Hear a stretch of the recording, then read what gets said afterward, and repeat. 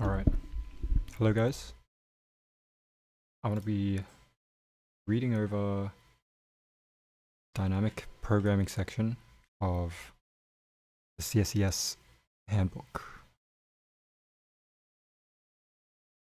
I've already spent time yesterday reading over the coin problem, and I want to also now do the coin change 2 on Leetcode, and then we can follow on with doing all of these other ones. Shahjalani, hello, welcome. Yes, you did. You did catch me. You did catch me as soon as I started. Appreciate that. Alright, now my thinking is, I could do this in C, I could do this in Python. I might just do Python right now. Dynamic programming is your favorite, huh? Well, I gotta like it more. Personally. But it's very cool. So the underlying recursive relation that I'm trying to get at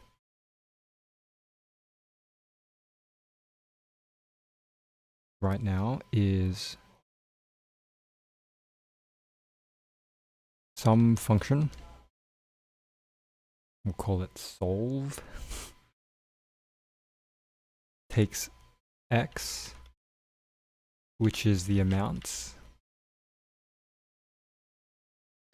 and I'm just call it x. So x, I'm gonna say x equals amount, and we're gonna say this can be one of three things.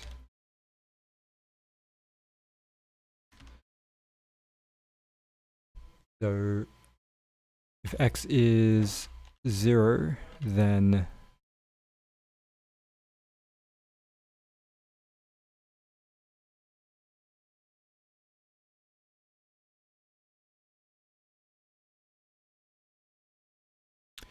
the answer is 1. If x is less than equal to, if x is less than 0, this is gonna be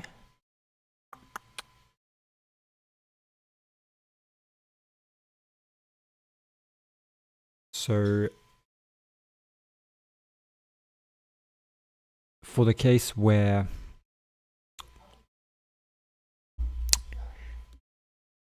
our target amount is 0, there's only one way to make that target amount, right?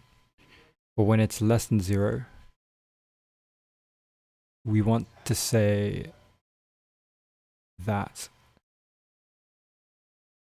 there is 0 ways to make negative numbers. So maybe we just go with, in this case, 0. And then for the case where it is greater than 0,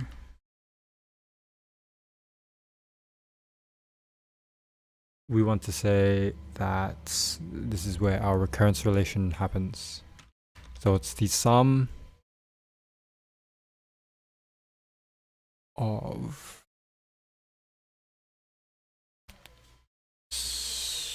some of those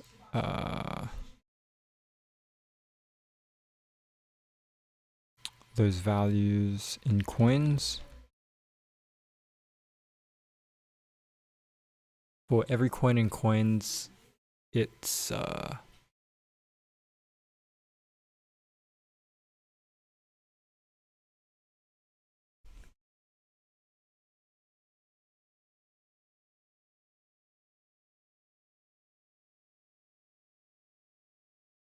I know you solve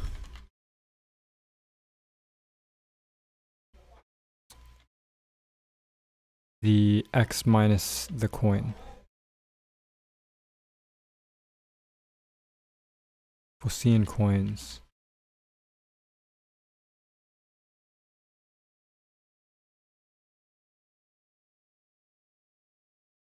Jamil. Hi bro, what's up? Did you finish Leetcode 150 yet? Not yet. So this is what I'm still doing. But we're getting close. You know, there's quite a lot that we have done. Definitely. Okay, but solve x minus the coin. Sum of all of these ones. Do I agree? Do I agree? Because when we get less than 0, then it's just 0. If we get 1, it's going to be 1. Way. And 2 ways.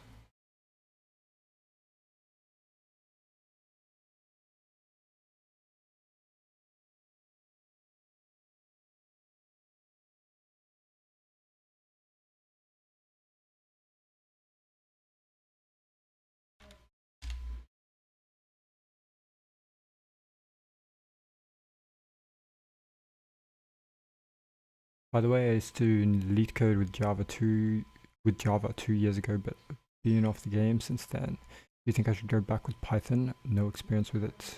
I only go with it since it feels human lang. Did you try Leetcode with Java? Is the difference noticeable?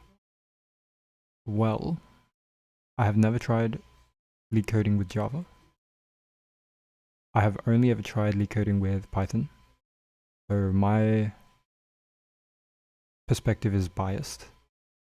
However, after getting into competitive programming, not that I'm that much into competitive programming, I think I would prefer C++ now. Because I want to make a move from Python to C++ at some point. So I'm still in progress of things, you know what I mean? Yeah, Mr. B.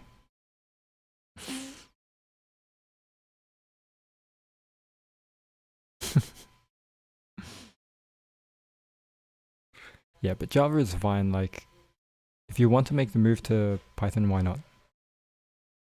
But if you know some Java syntax already, I don't see why you wouldn't want to stay to Java as well.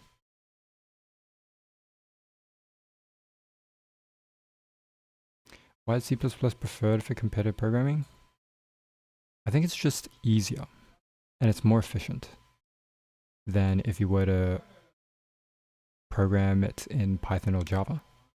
C++ is just more efficient as a language. Yeah, efficient and faster.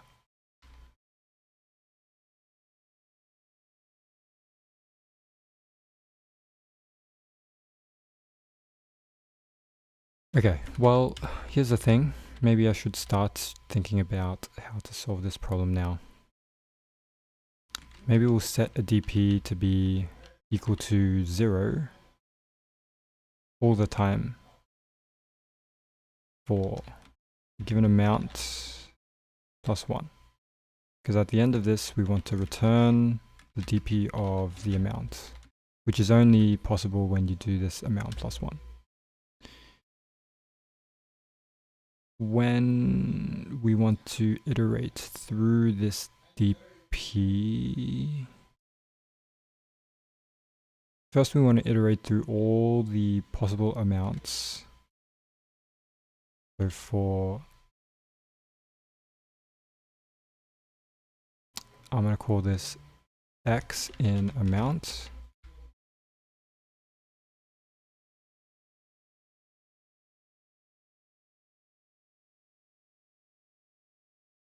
You're going to have another for loop within this for sure. So for C in coins,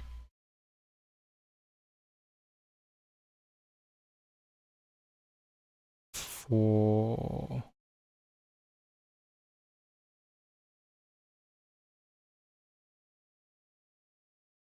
this value,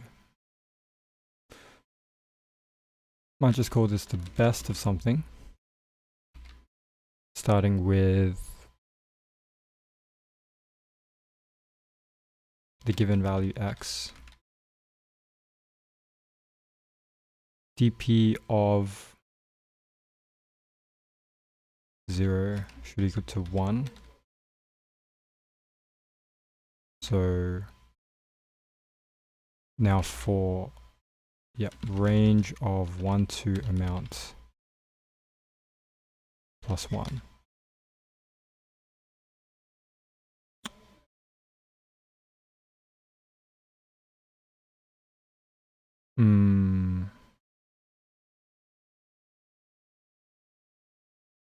For seeing coins, we know that we can access the dp like this if only when x minus c is greater than 0, greater than or equal to 0, or greater than 0. I think greater than or equal to.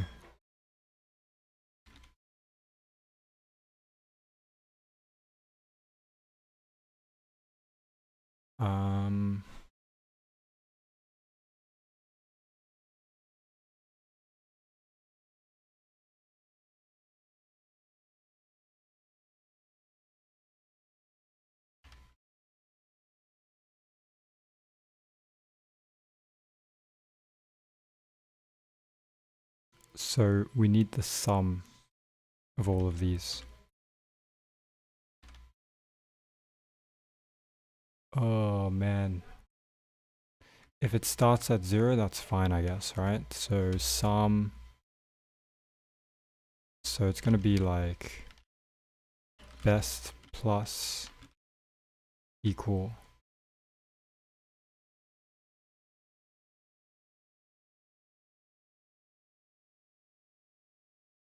And so dp of x becomes best.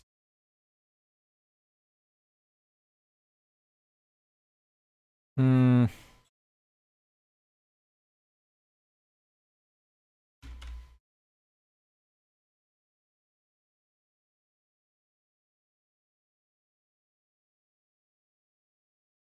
feel like I'll miss something here. We'll just run it anyway.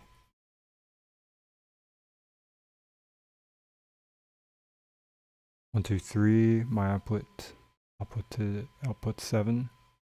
When you expect 4. So the ways to get 4. I know that I missed something because in the solution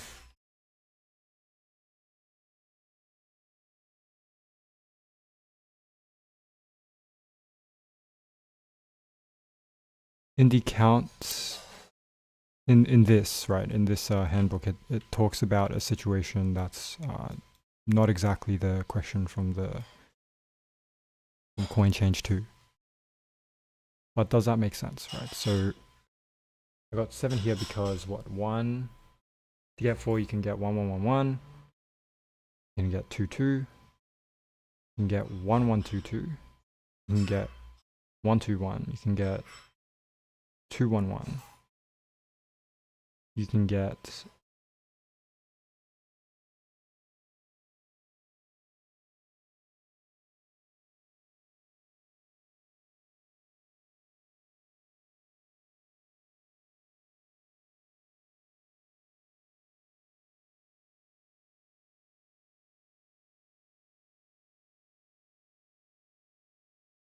did I say 2 2? I think I said 2 2. You can get 3 and 1. You can 1 1 and 3. So I think that makes sense why there's 7. Alright, so 1 2 3. Oh, hold on. 1 2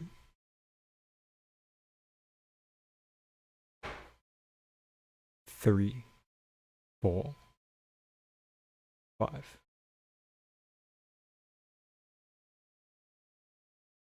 6 7. Yes, there is 7. You want to just draw it?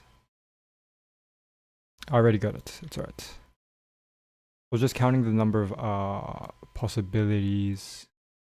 I was counting the number of permutations possible to make up the amount for. So I was counting 1, 2, 1, 1, 1, 2, and 2, 1, 1 in this solution, which is also exactly what is stated in the book, right? So if you have 1, 1, 1, 1, 1, you also count 1, 1, 3, 1, 3, 1, and 3, 1, 1. So like in the problem of coin change 2, these are all considered 1. Right, so that's the problem.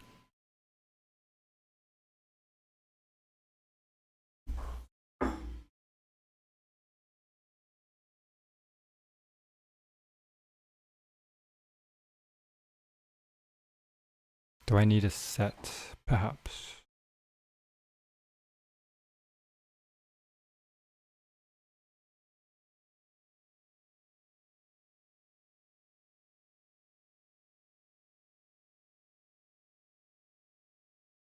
Do I need a set, perhaps?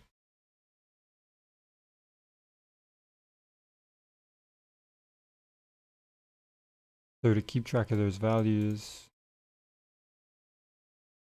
yeah.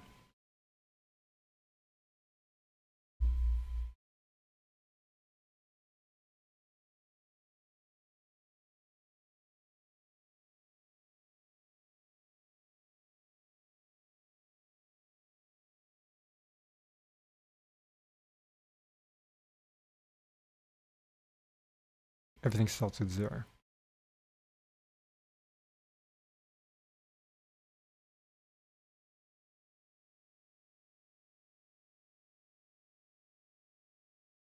Yeah. So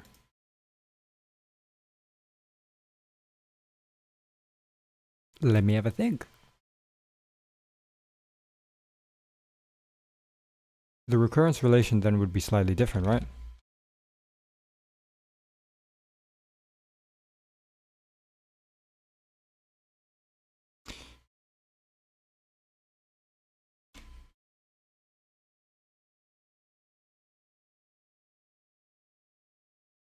When x is less than 0, we get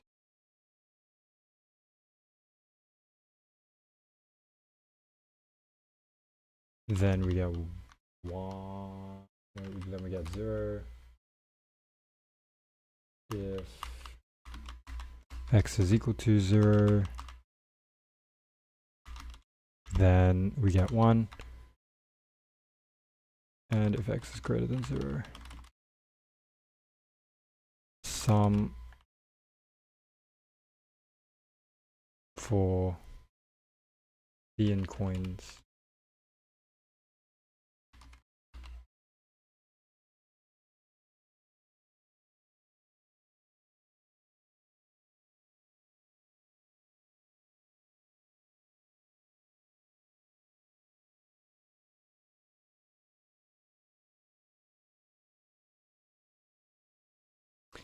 Have you solved this problem before? No, I have not. Not coin change 2. It's been a while since I've seen your lives. Has Amazon been keeping you busy? Indeed, it has. We are back from Amazon now, so the internship is finished.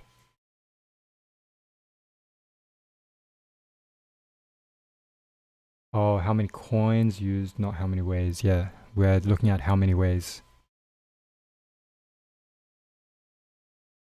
Okay. So the sum for all these coins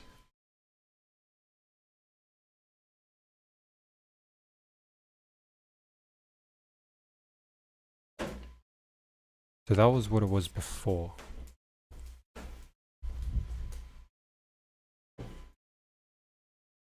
That's what it is as it currently stands. In this new way, how do we do it?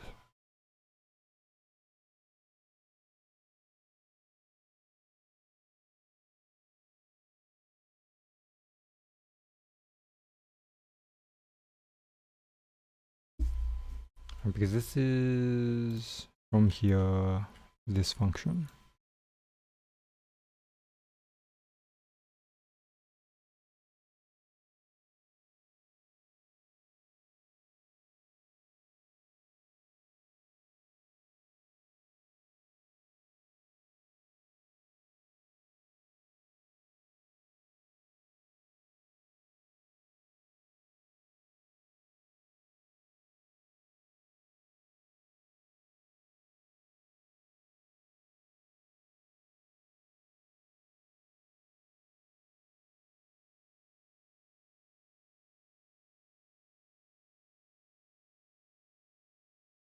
1,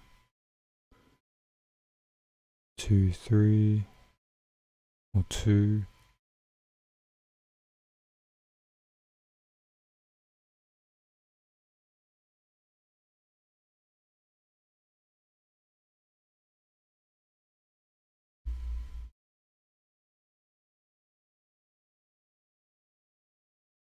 So the different ways to get 6, 1, 1, 4. Sorry, to get 5 is 1, 4, 1, 1, 3, and 1, 1, 1, 1, 1. So what if we limit the coins that we have to look through? So 1, 1, 1, 1.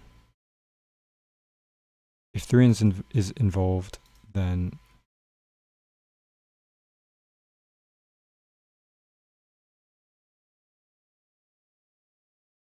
we only look at 1 and 3.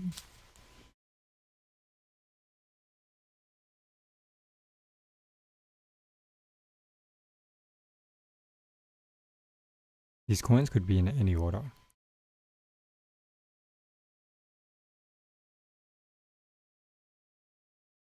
And you can't just remove one from consideration.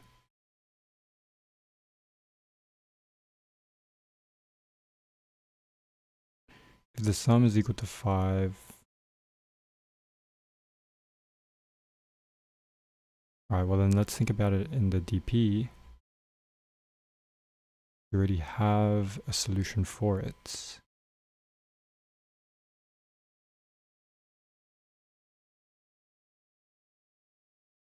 Oh yeah, wait, is counting coin change to 2D dynamic programming and coin change 1D dynamic programming? Yes, it is. Okay, so if that's the case, I need to use another DP, right? Which would make sense. I would need to use another DP to store something.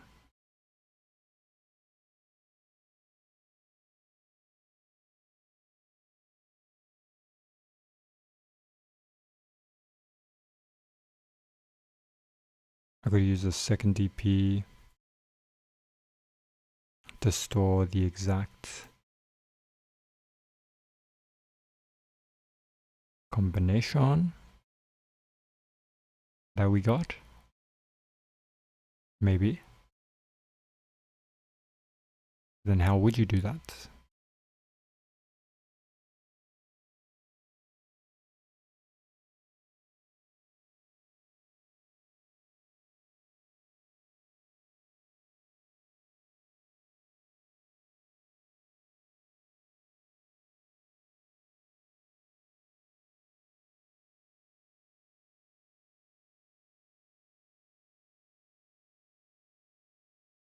Right, so say we use a second DP. Right, maybe I do need to draw this out now and iterate through the DPs.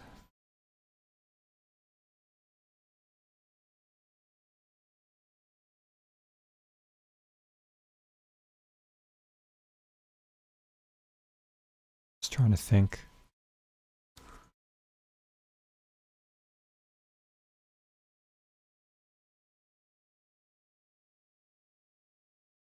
Huh? Oh,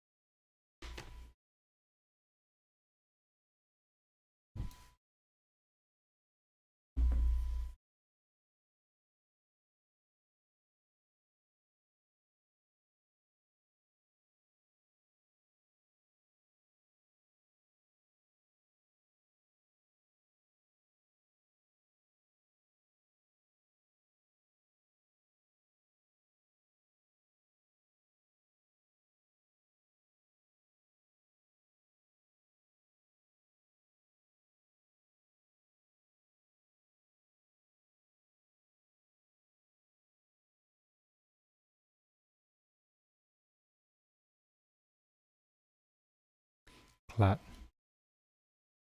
It's okay, man. I believe in you. Even if you don't get something this year. Or if you don't get something at the end of your graduation. And hello, Sode. Ready for the Sam? Yes.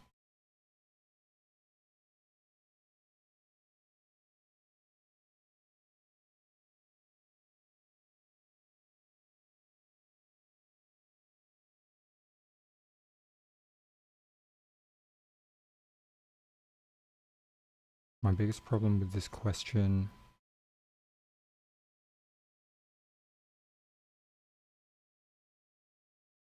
is going through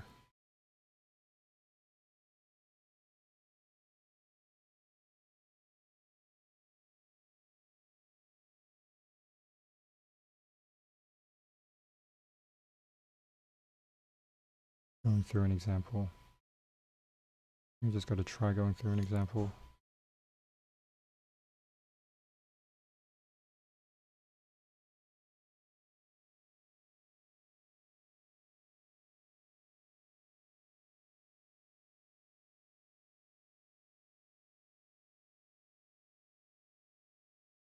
So for the DP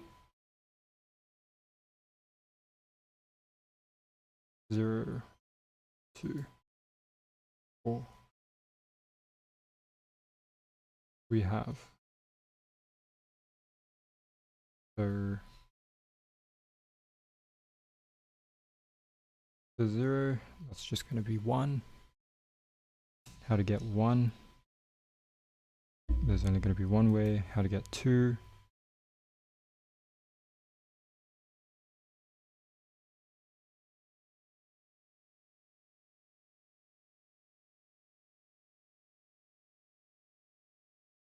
The other thing is actually, I do use DP. Okay, it's fine.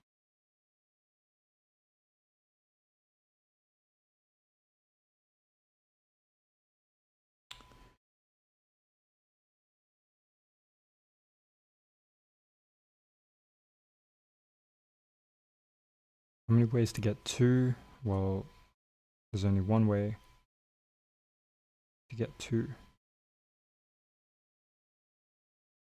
Yeah, that's still hard to say. 3, there's only 2 ways. 4, there's 2 ways. And 5, there's 2 ways.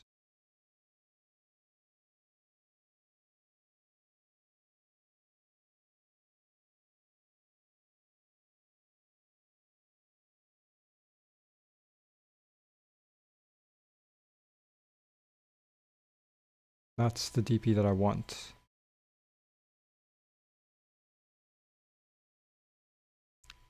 In the way that it is currently solved here,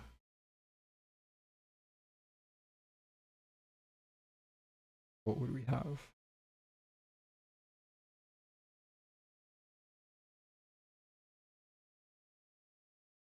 So how many ways to solve 1? Solve 0, only one way. How many ways to solve 1? You can use 1.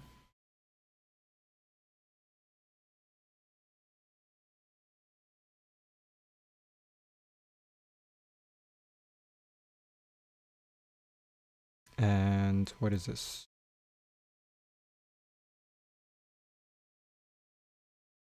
One minus 1 is 0.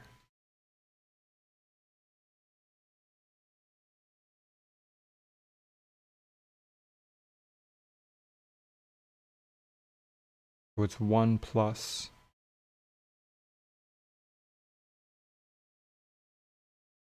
1. Doesn't seem right.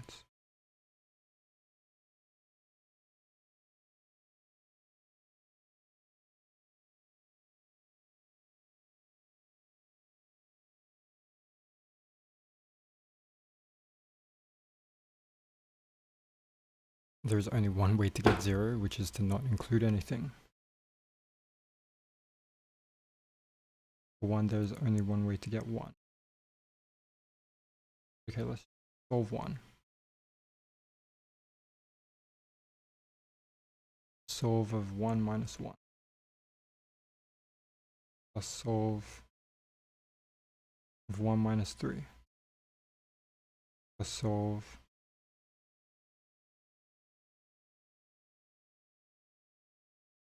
one minus 4. This is equal to 0. Solve of 0, which is 1.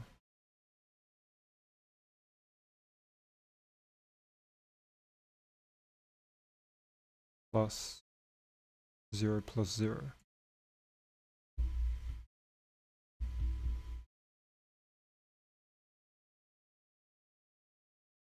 So it's just 1. Then solve of 2.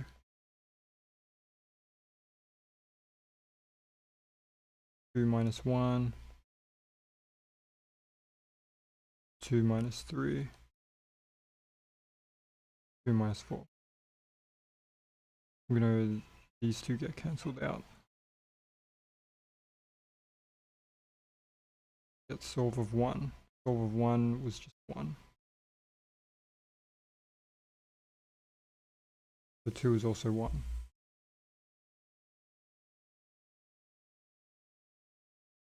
Then we go solve of 3. The solve of 3 minus 1.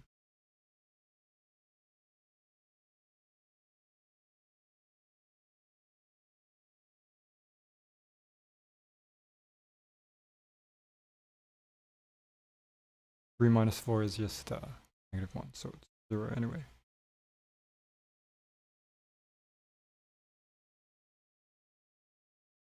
Solve of 2 and solve of 0 is 1 plus 1. So for 3, there is 2 ways. Which is 1 and 3 and 3 and 1, right? No, 3 and 1, 1, 1.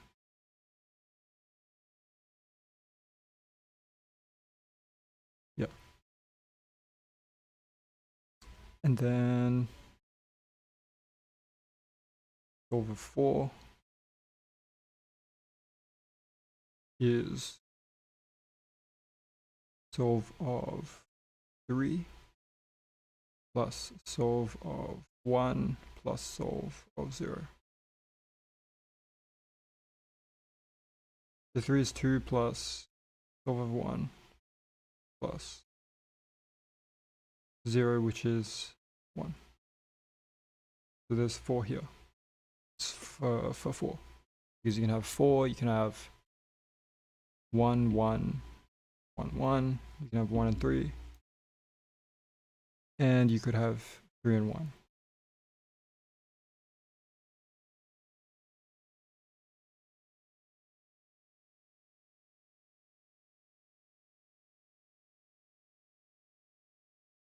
So maybe you need a second DP.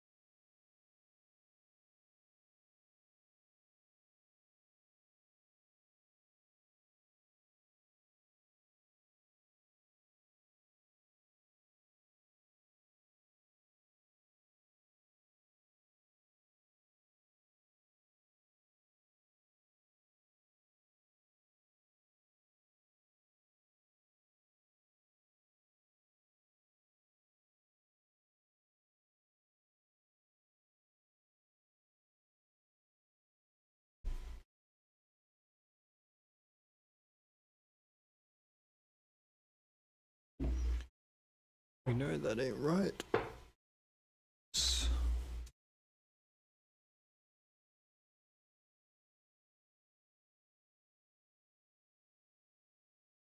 Low spot raw, yes, it's been great. This problem is racking my brain.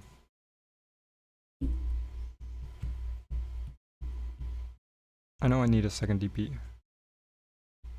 Right. But what do I keep track in this second DP? The set.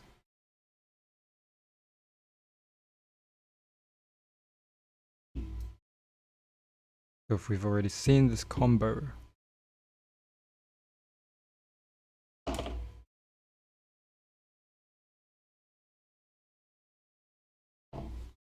let me think. For this, if we've seen this combo,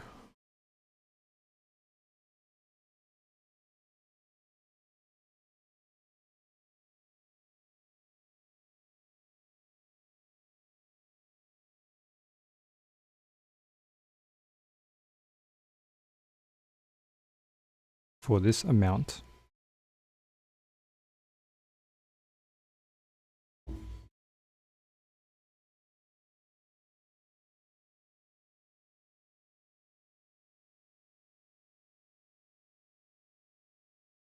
we've seen this combo for this amount, then we don't add anything.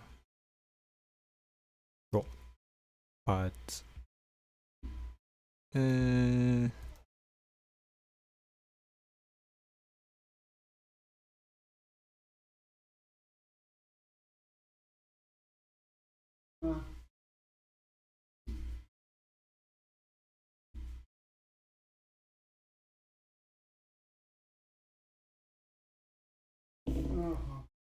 what am I thinking?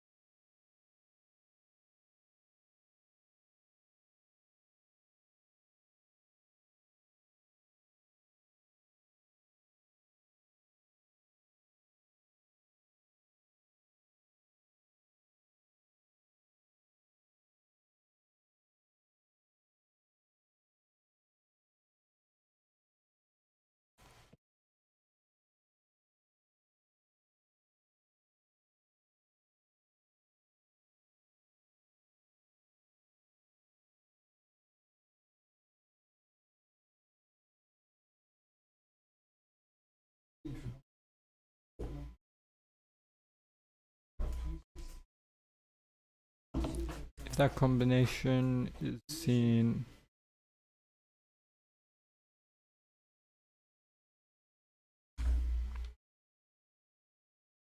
just call it a DP2.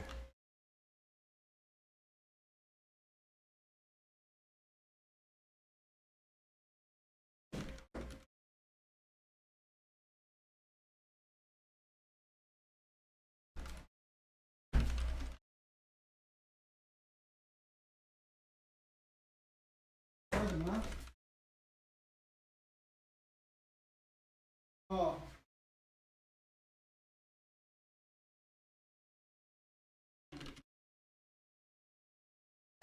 And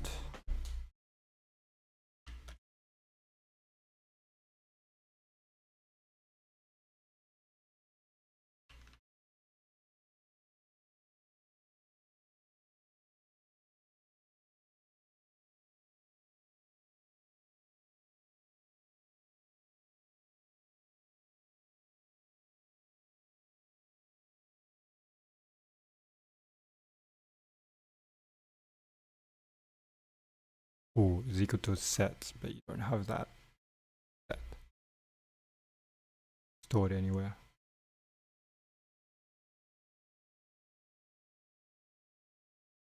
Unless you just make it stored somewhere. Man. Just store it somewhere.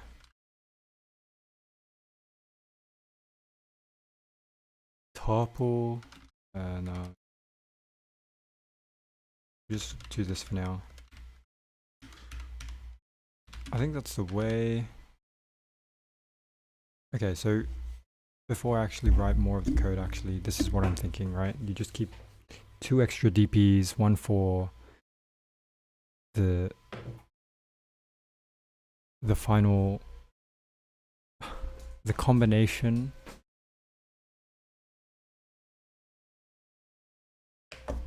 for the final combination that you would get to get that amount.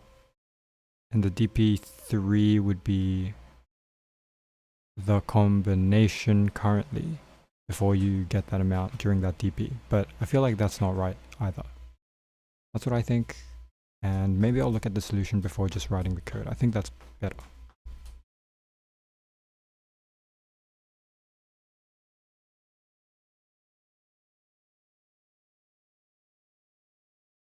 The sound is cutting from time to time.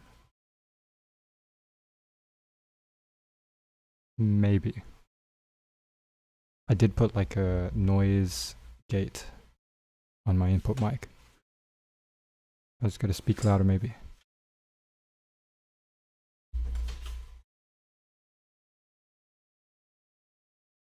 Okay. Yes, I think I'll just look at the solution here.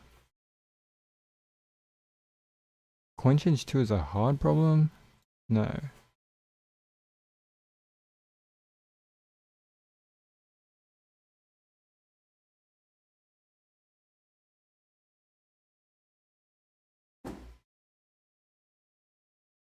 Oh. You do this n number of times.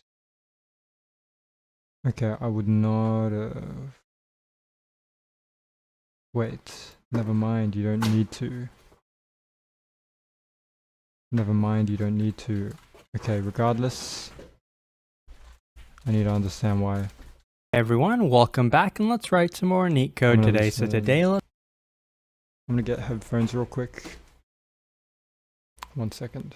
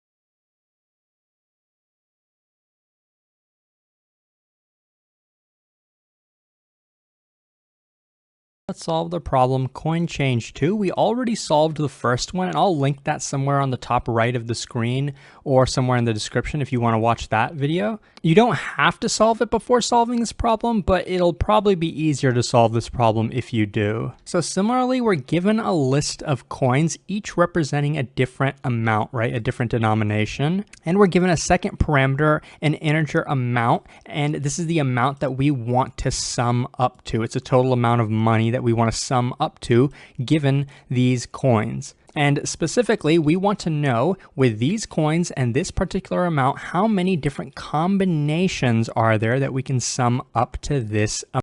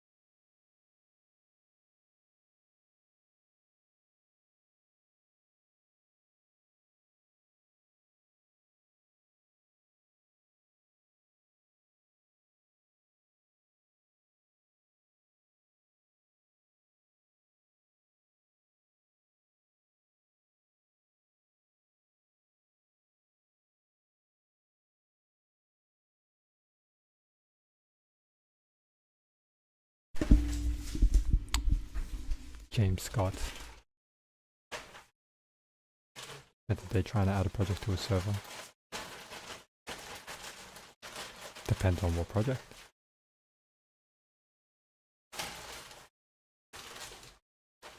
The classic knapsack problem, this is not, I'm not good at knapsack problem, it's real tough for me. Okay, so if it's a knapsack problem, maybe I should read up to knapsacks. I'm gonna read up to knapsacks.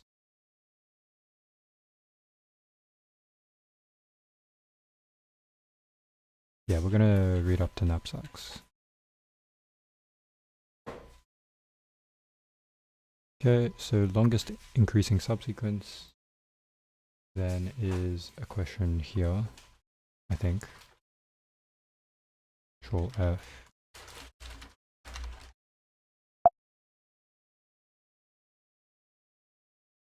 The longest increasing subsequence. Whoops, I opened up in the wrong area.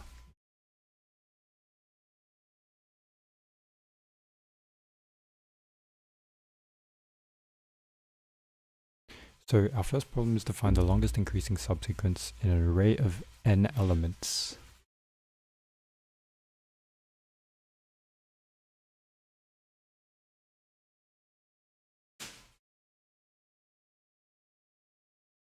This is a maximum length sequence of array elements.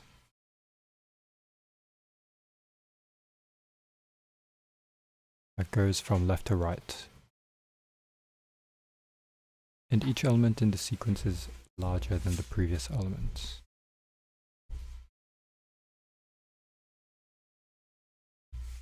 So I don't know what maximum length, I guess maximum, right? Yeah, longest, yeah. And each element in the sequence is larger than the previous element. For example, in the array, the longest increasing subsequence contains 4 elements. 2, 5, 7, and 8. Let length k denote the length of the longest increasing subsequence that ends at position k. Yeah. Thus we can calculate all values of length k where 0, k, and minus 1. And minus 1 being n elements, yes. We'll find out the length of the longest increasing subsequence. For example, the values of the function for the above arrays are as follows. So the length of 0, well, there's only one longest increasing subsequence.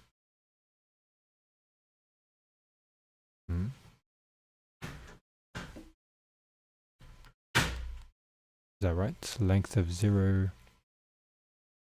is 1.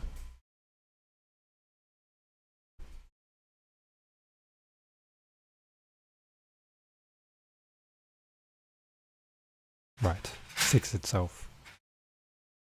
Length of 1. So at position 1, the longest is 1. At position 2, the longest increasing subsequence is 2. At 3,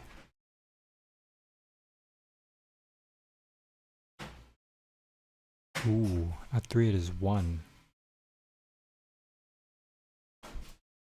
So we're saying, okay, longest increasing subsequence that ends at position k is an interesting way to express things.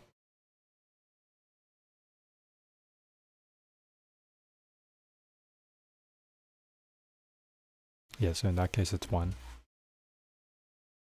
In this case it's 3. In this case it's 2 for 1 and 4. In the 6th position it would be 4, and in the 7th position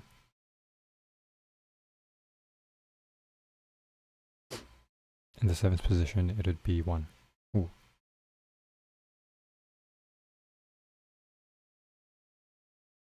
Oh, in the 7th position it would be 2. Okay. Example, length 6 equals 4 because the longest increasing subsequence that ends at position 6 consists of 4 elements.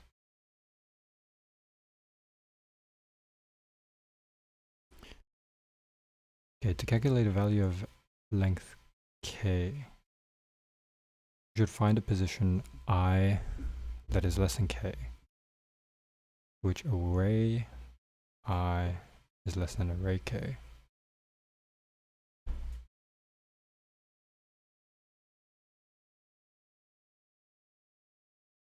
Length I is as large as possible.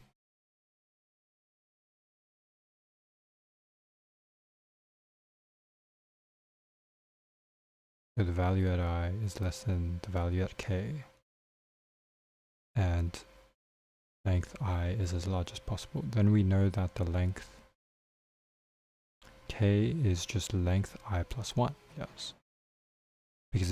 Because this is an optimal way to add array k to a subsequence. However, if there is no such position I, then length k is equal to 1. So that's like the edge case, which means that the subsequence only contains that value at k.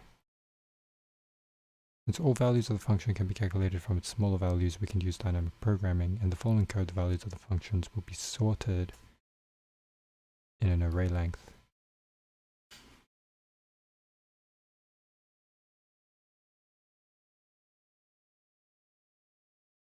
In the following code, the values of the function will be stored in an array length.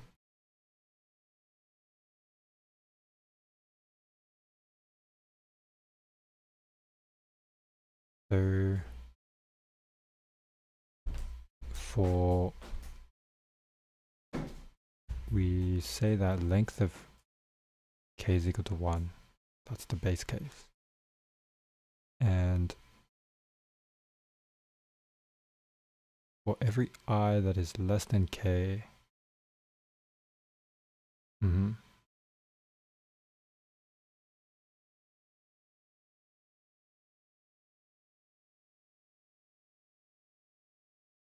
and the value itself is less than k,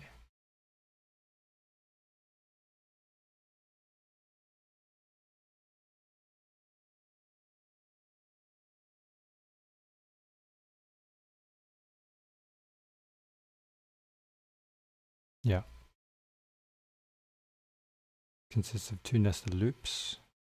However, it is also possible to implement a dynamic programming calculation more efficiently in O of n log n time. Can you find a way to do this?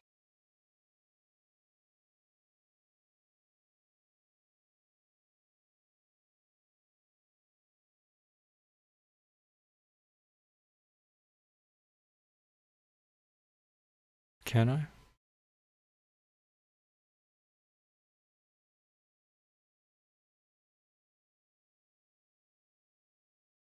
Maybe. A Pokemon. Name of book. This is called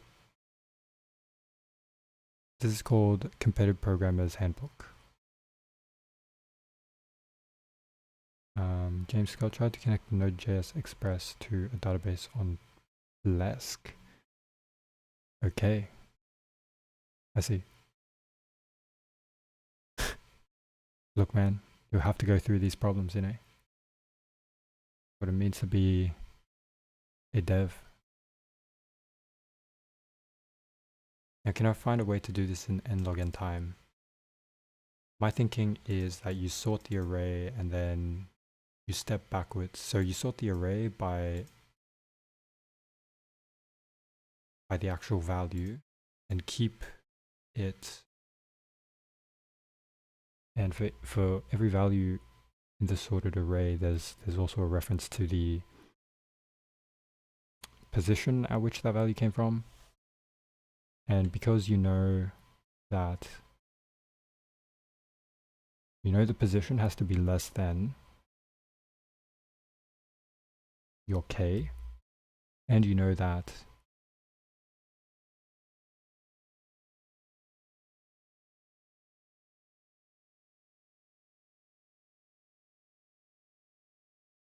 you know that you can get the previous biggest number just by moving across once, or maybe at most n times. This n times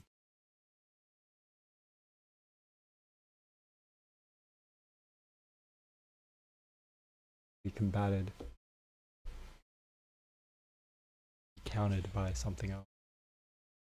Okay. Mayhaps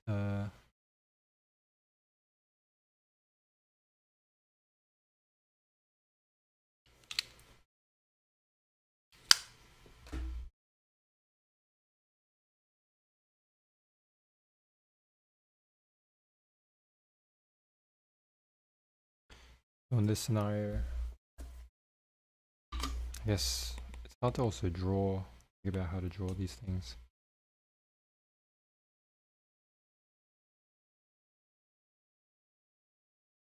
How do okay, let me try and express what I mean, right?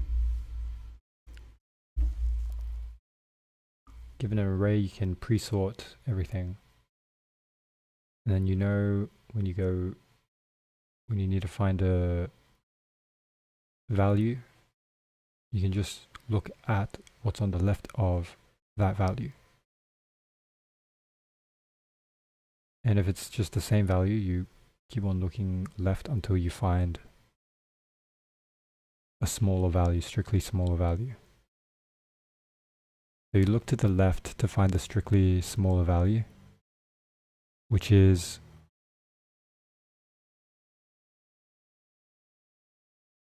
an O of n operation. And then, because you did a sorting, it's n log n. So n log n plus O of n is still n log n. And then you would be able to get that.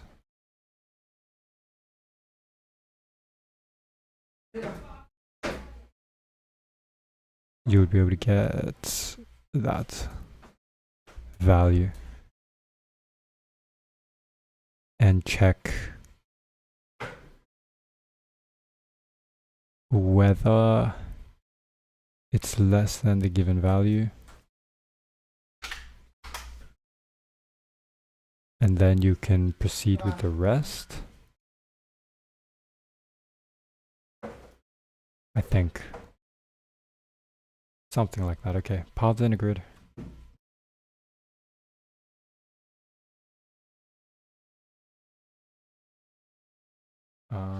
Clat. Did you say respond earlier?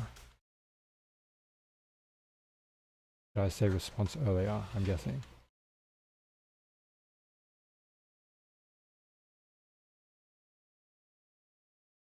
Oh, I see. Theoretically, if I study 5 to 6 hours a day for 4 to 5 months, can I learn something? Well, theoretically, yes, 100%. That's if you study a while, right? But it's not really about the time that you spend, but how you spend it effectively, right? So if I were to recommend what you do, if you can spend 5 to 6 hours per day, honestly try and go through this CSCS book. But disclaimer, I've only just started as well. But I've only just started reading this book. But the reason why I'm reading it now and finding it helpful is because I also did some Leetcode practice before this, right? So, you know, I've done almost 120 questions on Leetcode now before I started looking at this. I still think it's good to use this as a resource when you're doing some of the problems in Leetcode. If you're following Leetcode 150, you know, there's 150 questions. If you spend an hour per question, that's 150 hours. But if you're doing 5 to 6 hours for 4 to 5 months, then we're looking at 1,500 hours in basically 1 month, right?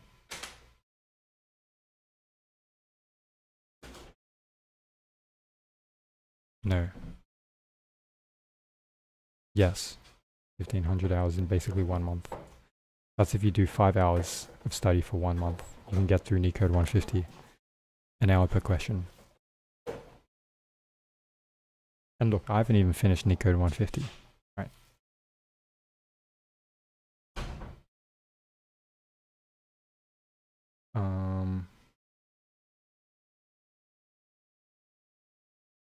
Just my discipline is below average.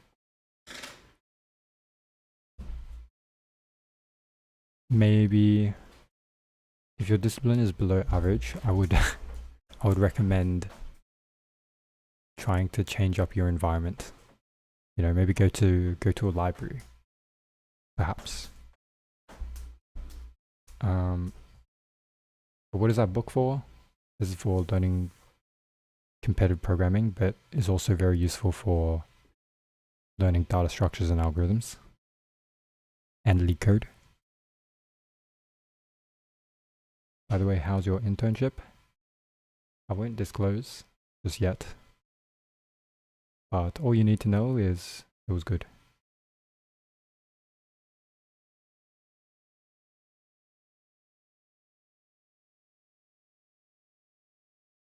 Okay, the paths in a grid.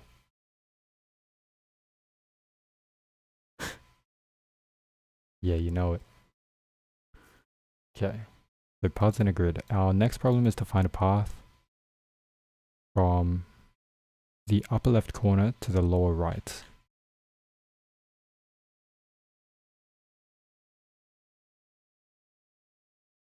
Such that we only move down and right.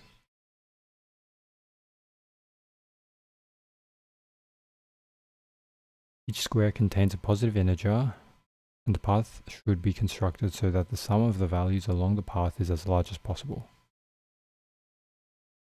Sum of the values along the path is as large as possible.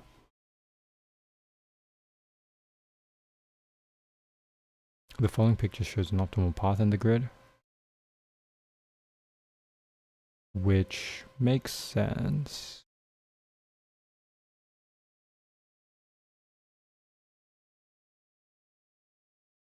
You can only take like left or bottom, right? And you would take the one that's bigger. Almost always. Unless you have to backtrack. So the sum of values is 67, and this is the largest possible sum of a path from the upper left corner to the lower right. Assume the rows and columns of the grid are numbered from 1 to n. And the value yx equates to the value of the square yx. So y x denotes the maximum sum on a path from the upper left corner to square yx.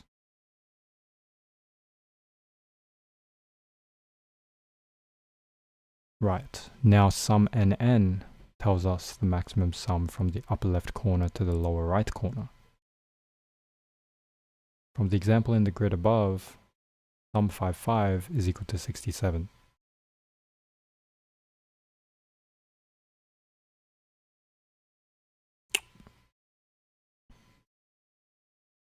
We can recursively calculate the sums as follows,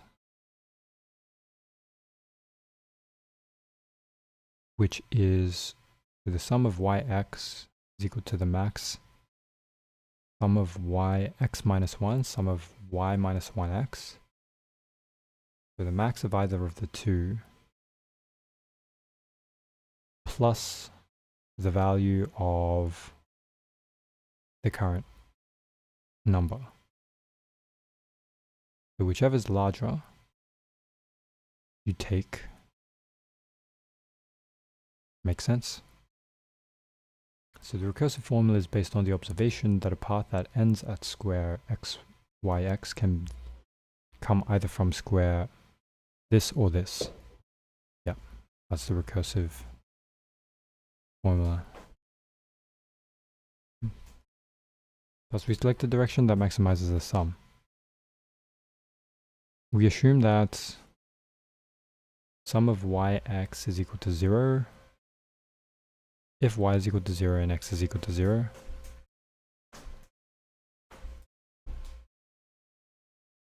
Because no such paths exist.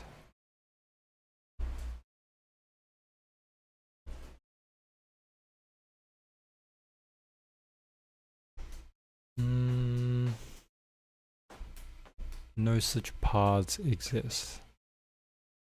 So the recursive formula also works when y equals 1 or x is equal to 1.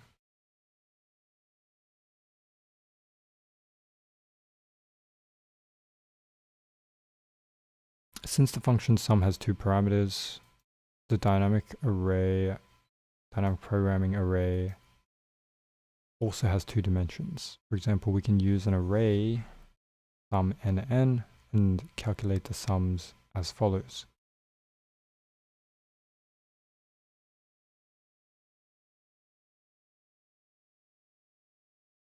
The time complexity is O of n squared.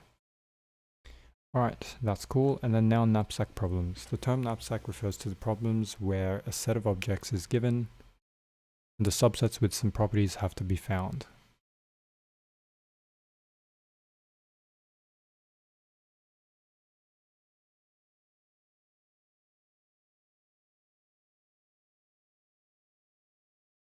The subsets with some properties have to be found. Knapsack problems can often be solved using dynamic programming. In this section, we focus on the following problem. Given a list of weights, W1, W2 to N, determine all sums that can be constructed using the weights. For example, if the weights are 1355, 1335, following sums are possible. So 0, 1, 3, 4, 5, 6, 7, 8, 9. How come not 10? Alright, yeah. Because you can't use it twice.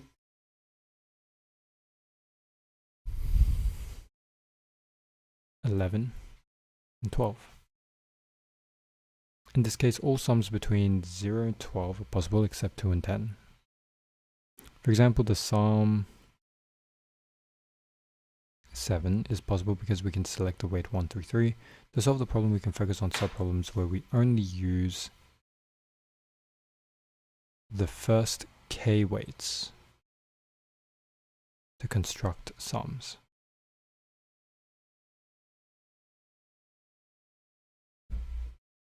Let possible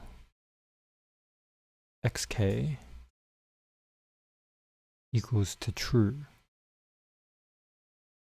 if we can construct a sum x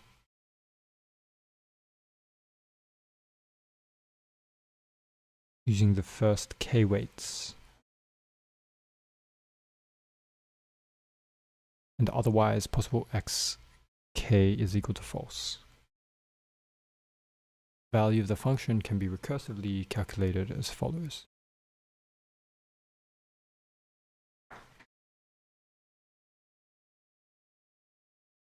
So this or this.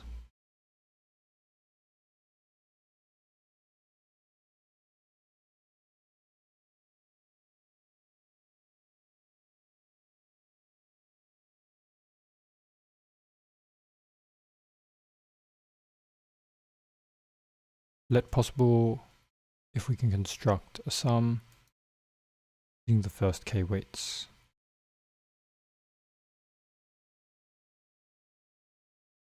Okay.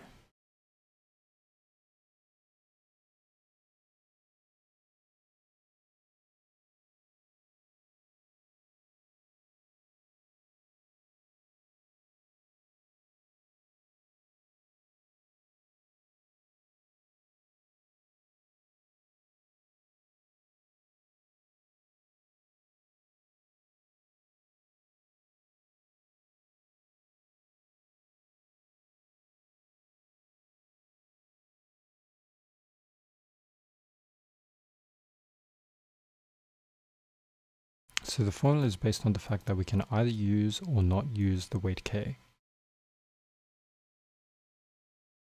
in the sum.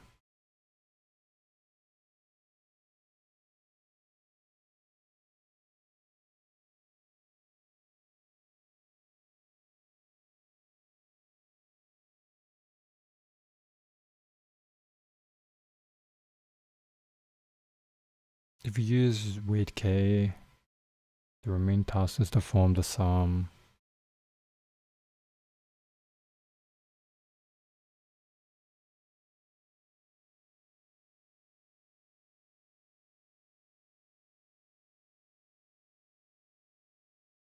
using the first k minus 1 weights.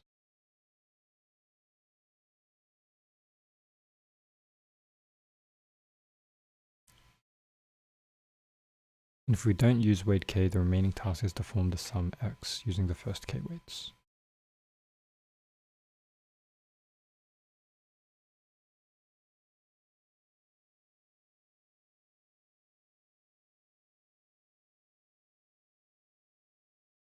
as the base cases.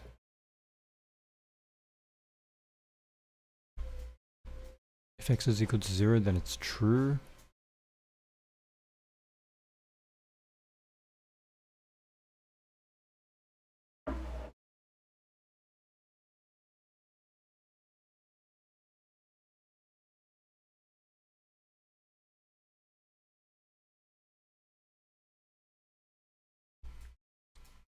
But if it's any other number than it, then it's returning 0. Cool.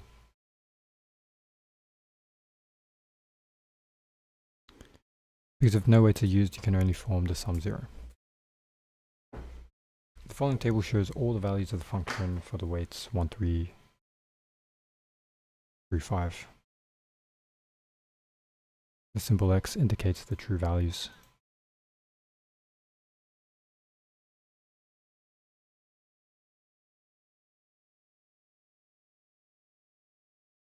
So the sum is 12. Right, so kx. K is 1, 2, 3, 4.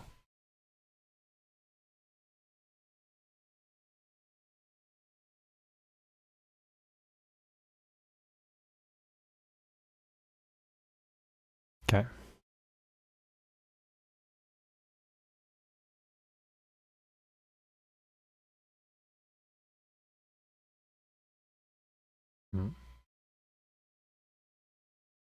Let me see this again. So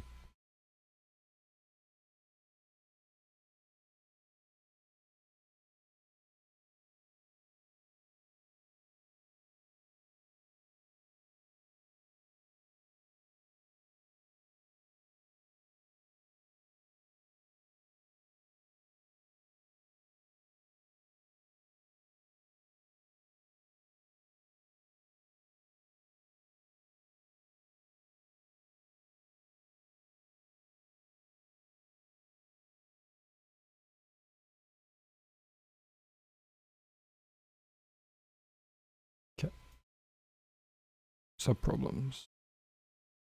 You can only use the first k weights to construct sums.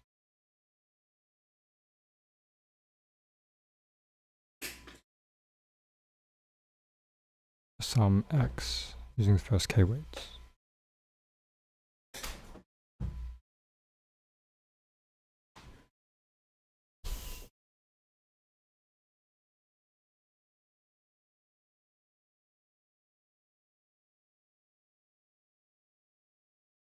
Determine all sums that can be constructed using the weights.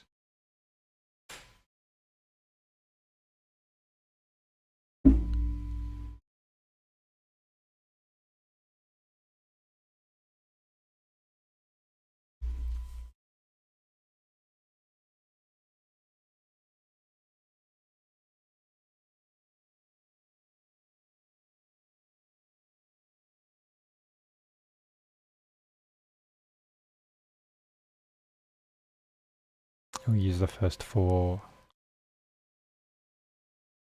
We'll use nothing, it'll just be nothing. Yeah, this makes sense.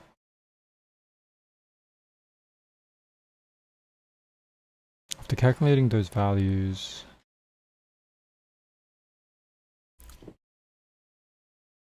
possibility xn tells us whether we can construct a sum using all weights.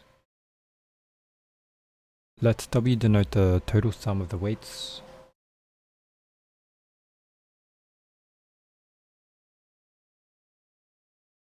The following O of NW time dynamic programming solution corresponds to the recursive function.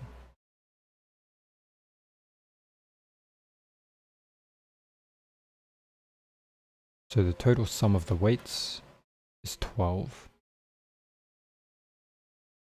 And n is the number of weights.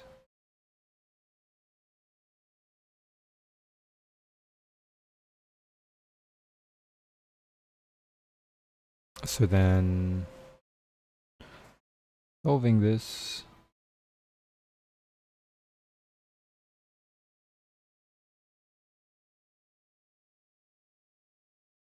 So this is a knapsack problem.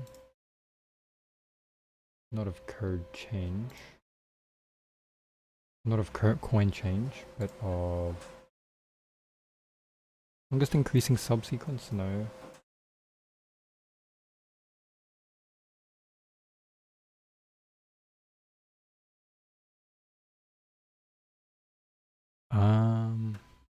Edit distance. Edit distance is here as well.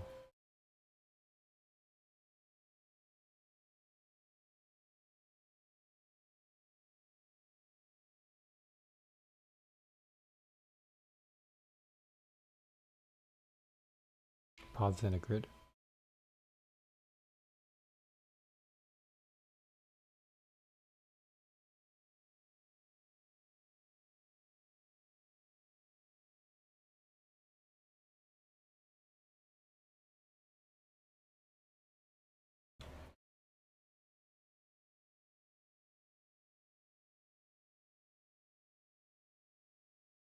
Okay, doesn't matter.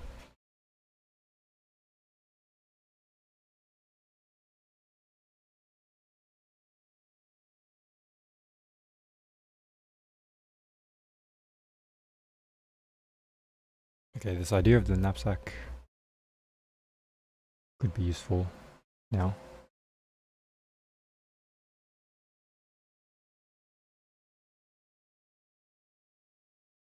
Okay.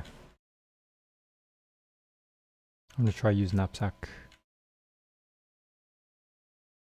in coin change too.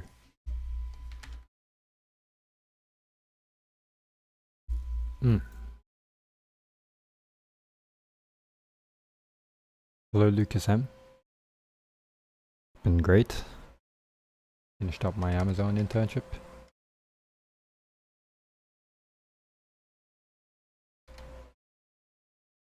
Okay. Coin change 2, how do I expect this problem to be solved?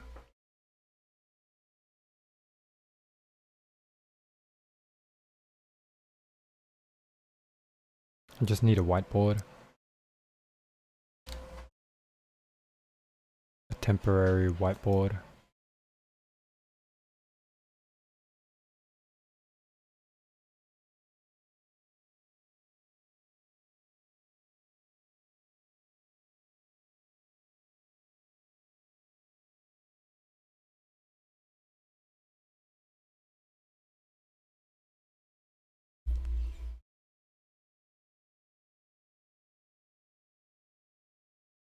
So in this problem,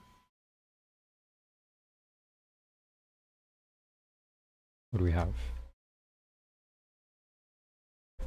So the coin change, we have an amount, and we have the coins.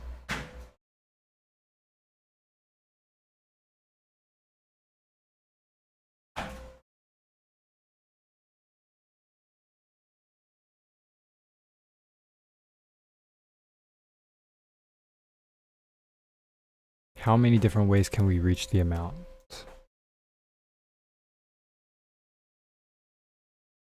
So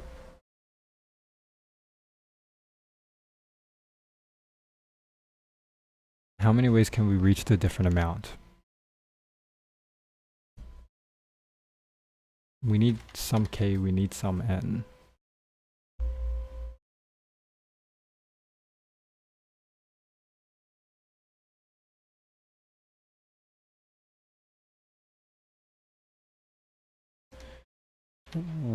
What was it?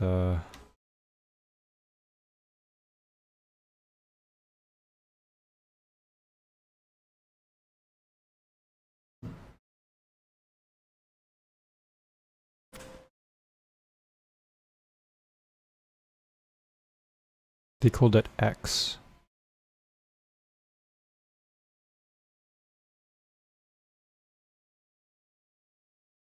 So that's some amount.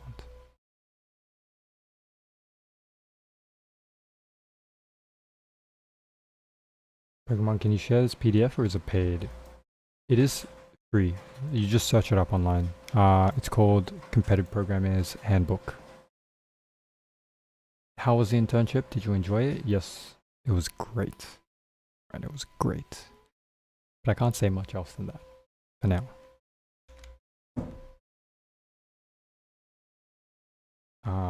You know, at the end, I was able to finish my project, right? So yeah.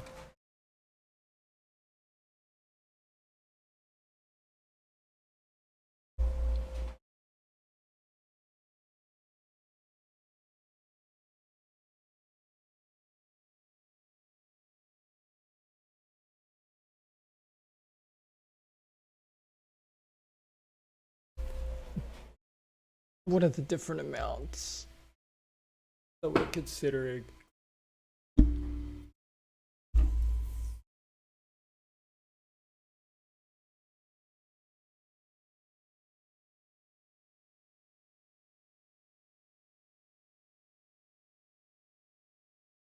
K is not coins. Amounts can still be as is. But when it comes to this K value,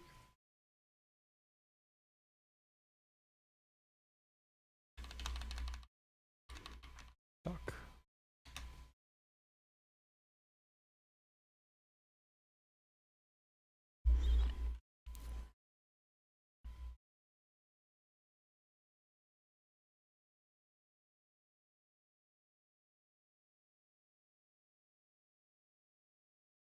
True or false?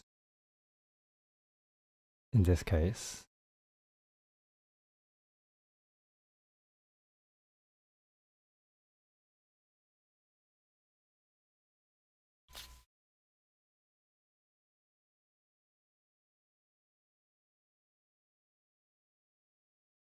so in our coin change 2,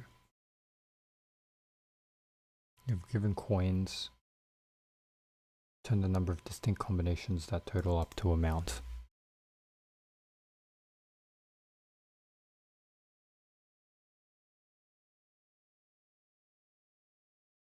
If it's impossible to make up the amount, return 0.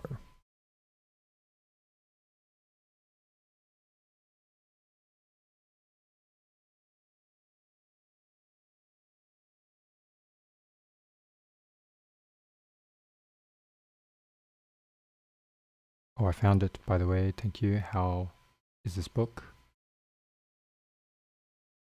So far, I think it's pretty good. I only started looking at it yesterday.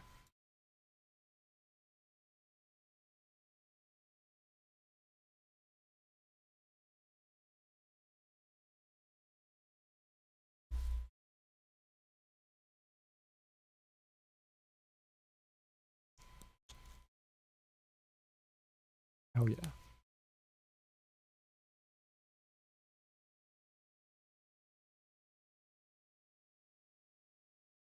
Hmm.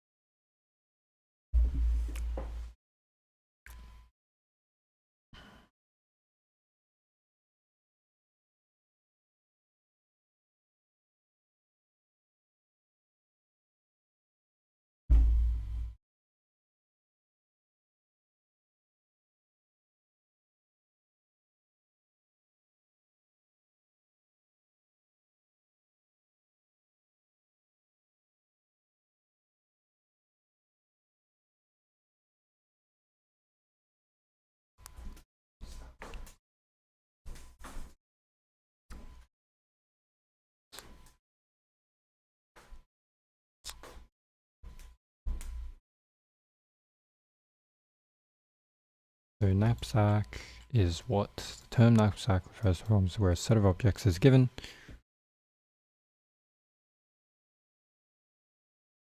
and subsets with some properties have to be found. And subsets with some properties have to be found.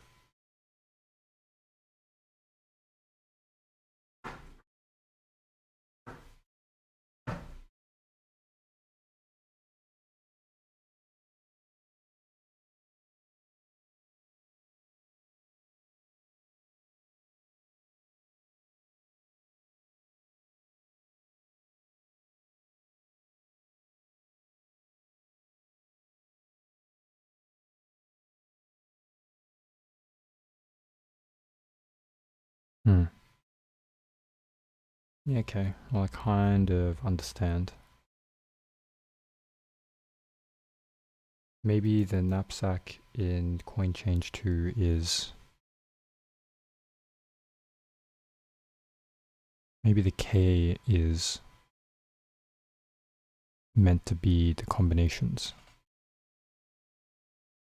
Maybe. And if that combination exists for that value,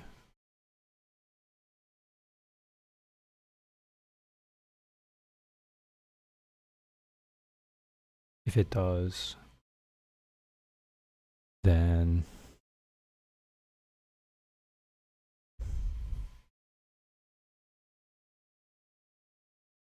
you just use that value.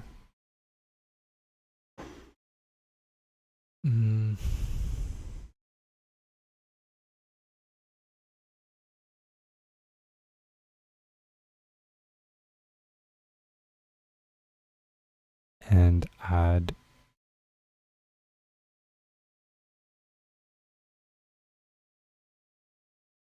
coin change.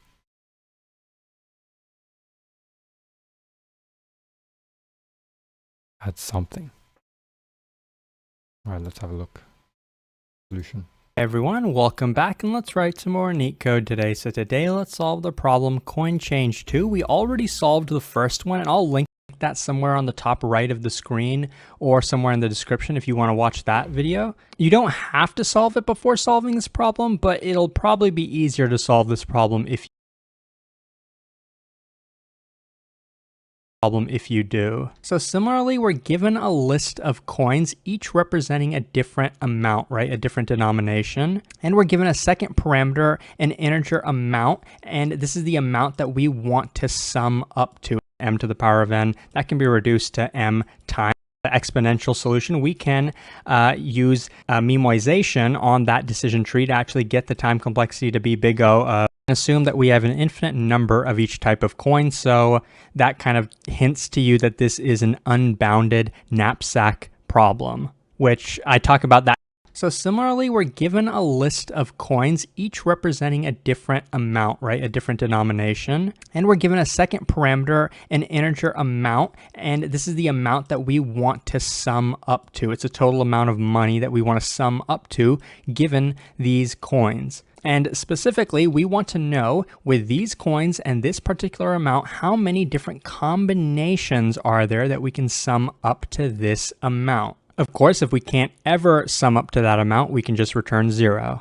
And we can assume that we have an infinite number of each type of coin, so that kind of hints to you that this is an unbounded knapsack problem, which I talk about that category of problem in one of my videos. I think it's called Top 5 Dynamic Programming Patterns, if you want to watch that video. And so this is kind of one example that they give us. And you can go ahead and read it if you want. There's 4 different ways to sum up to the amount 5 if we're given 3 coins, 1, 2, and 5. Now, when we say number of combinations, we can't reuse the same combination, right? So if we get 2, 2, 1, 2, 2, 1, these 3 coins sum up to 5. We can't just change the order and then call that a different combination. The order doesn't really matter.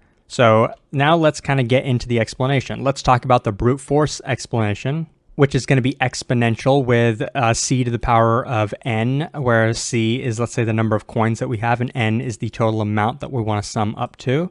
That's the exponential solution. We can use memoization on that decision tree to actually get the time complexity to be big O of c times n. I'm actually just going to replace the variable c with m, so let's call it m to the power of n. That can be reduced to m times n, this time complexity. That's the best time complexity we can do. But there is one optimization with memory complexity that's pretty difficult to come up with, but I'll kind of explain it to you. So let's get into that.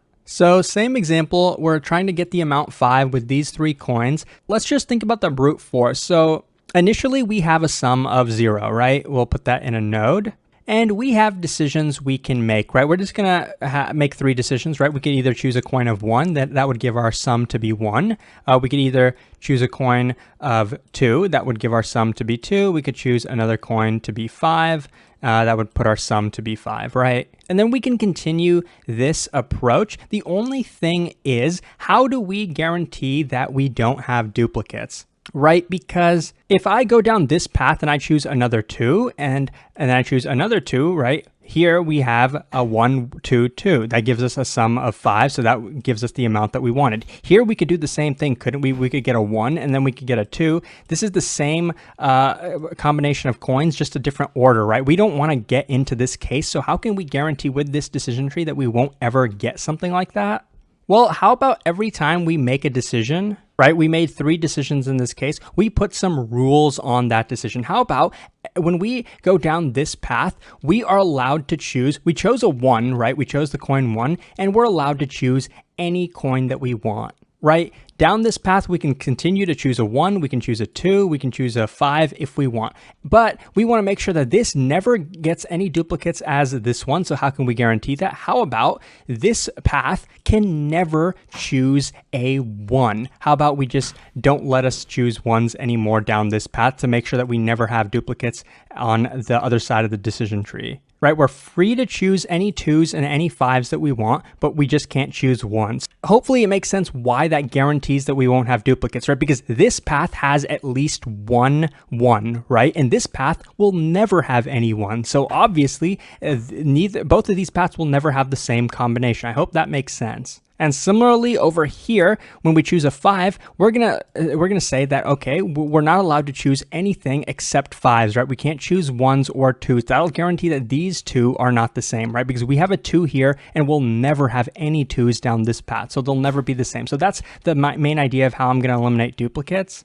So now we've gotten to the point where we have the m to the power of n solution, right? The base case is going to be if we get to the amount. So you can see on this path, we already reached the amount, right? We have a total of 5. That's exactly the target that we're trying to get to.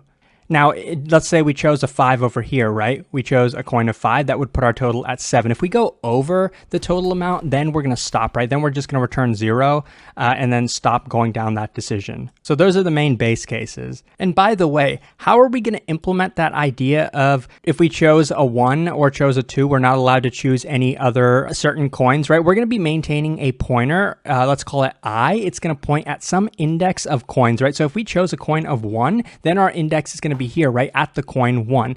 And if we chose a coin of 2, then our index I is going to be at this coin 2. And when our index is at a coin, then it basically means that we're not allowed to choose any coins with an index less than it. So basically anything on the left side of this coins array, on the left side of our pointer I, we're not allowed to choose those coins, right? So that's how I'm going to implement it in the code. And this is important because now that we actually move into the memoization solution, where we're going to be caching the repeated work, because when you look at this decision tree, it's going to be pretty inefficient, right? Like I said, it's going to be m to the power of n, where m is the number of decisions we can make. In other words, it's the number of coins that we have. N is the total amount, right? Because the amount is what's going to determine the height of the tree. So when we implement this recursively, let's call it DFS, we're going to pass in 2 parameters. One parameter is going to be I, which is going to tell us what index we're at in coins. It could be, any of these positions. And we're going to pass in a second parameter, let's call it A, which is whatever the current amount happens to be. Remember, if the amount ever goes over 5, which is, the target that we're trying to do, then we're going to stop, right? So basically, the total number of possible values A could be is going to be whatever that target value is. So when you look at this, right, how many different combinations could this DFS be called? Basically, the total number of coins that we have, right, let's call that M, and the total amount that we're trying to sum up to, let's call that n. So the total possible number of ways this DFS could be called is m times n. So if we cache the repeated work, right, if we call it with the same values, we don't want to have to recalculate the same thing. If we call DFS, let's say on index 1, and let's say our amount happens to be 2, and we call this multiple times, we don't want to have to recalculate all that work, so we can do caching with that. So that's basically memoization. We're going to be putting that in memory, and then we won't have to redo that work. So at this point, we've gotten to a solution that will pass on Leetcode. The time complexity will be m times n, and the memory complexity will be the same. But now I'm going to show you the dynamic programming solution, which will actually have the exact same time and space complexity. And then I'm going to show you a slightly more advanced dynamic programming solution, which will actually reduce the memory to, instead of being O of m times n, it'll actually be O of n. This is one of the reasons why dynamic programming is important, because sometimes the dynamic programming solution can actually be more efficient than the recursive memoization solution. So if you want to check that out, continue. So now let's do the dynamic programming solution. You can see I drew a 2D grid where we have one dimension being the amount, the, zero from 0 all the way up to 5, and one dimension being the coin. We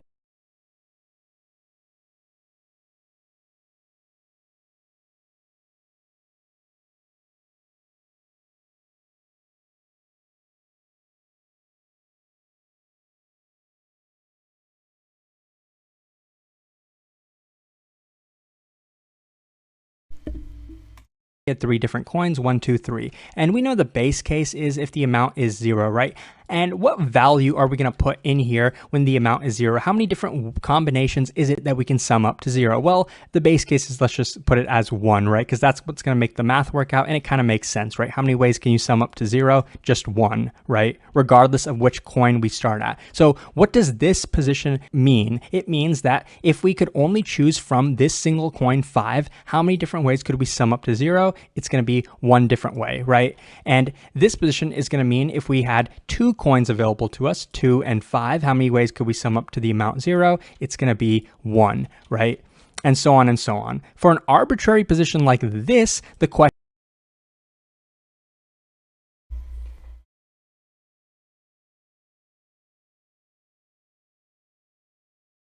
is, how many different ways can we sum up to the amount 3 using these 2 coins? From here, it would be using these 3 coins, right? So what order would it make sense to compute these values? Probably bottom up, right? That's why they call this bottom up dynamic programming. We're going to start here and compute the value that goes here. Then we're going to compute the value that goes here, and then start from here, and then do the same. And looking at it, since we're doing it in this order, you're probably thinking I probably should have, rotated this. Instead, I should have put the amount over here and the coins over here, because then we could actually compute it like this. And you're right, but there's actually a way that we can compute it like this that I'm going to show you, and actually this way, if we do it in this order, is going to be better memory complexity. Let me show you why that's the case though. So let's say starting from this position, right? We're trying to sum up to the amount 1. If we use a coin, we can only choose 1 coin that's available to us, right? We can choose a 5 coin. What happens if we use a 5 coin?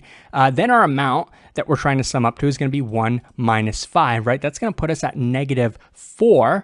So from here, I'm going to go to -4. Now that's out of bounds, right? So that kind of tells us that there's 0 ways to sum up to the amount 1 if we only have a single 5 coin available to us. Next, let's compute the value that would go here. So we have 2 choices in this case, actually, because now we have 2 coins available to us. So we can choose to use the 2 coin. What happens if we use the 2 coin? Well, then our amount 1 is going to be 1 minus 2, which is going to be -1, right? So, if we're trying to get the value here, then, our arrow is going to go over here out of bounds, which is negative, right? So that doesn't work. And that's if we choose the 2 coin. If we choose the 5 coin, what are we going to do? Well, then we're just going to look directly below us, because we're still solving the same problem, amount equals 1. But in this case, we're choosing not to use the 2 coin. We're just going to use the 5 coin. But we see that that's a 0 value down here. So in the end, we'll also end up putting a 0 here. And from here, we're going to do the same thing. In this case, we have 3 coins available to us. If we use a 1 coin,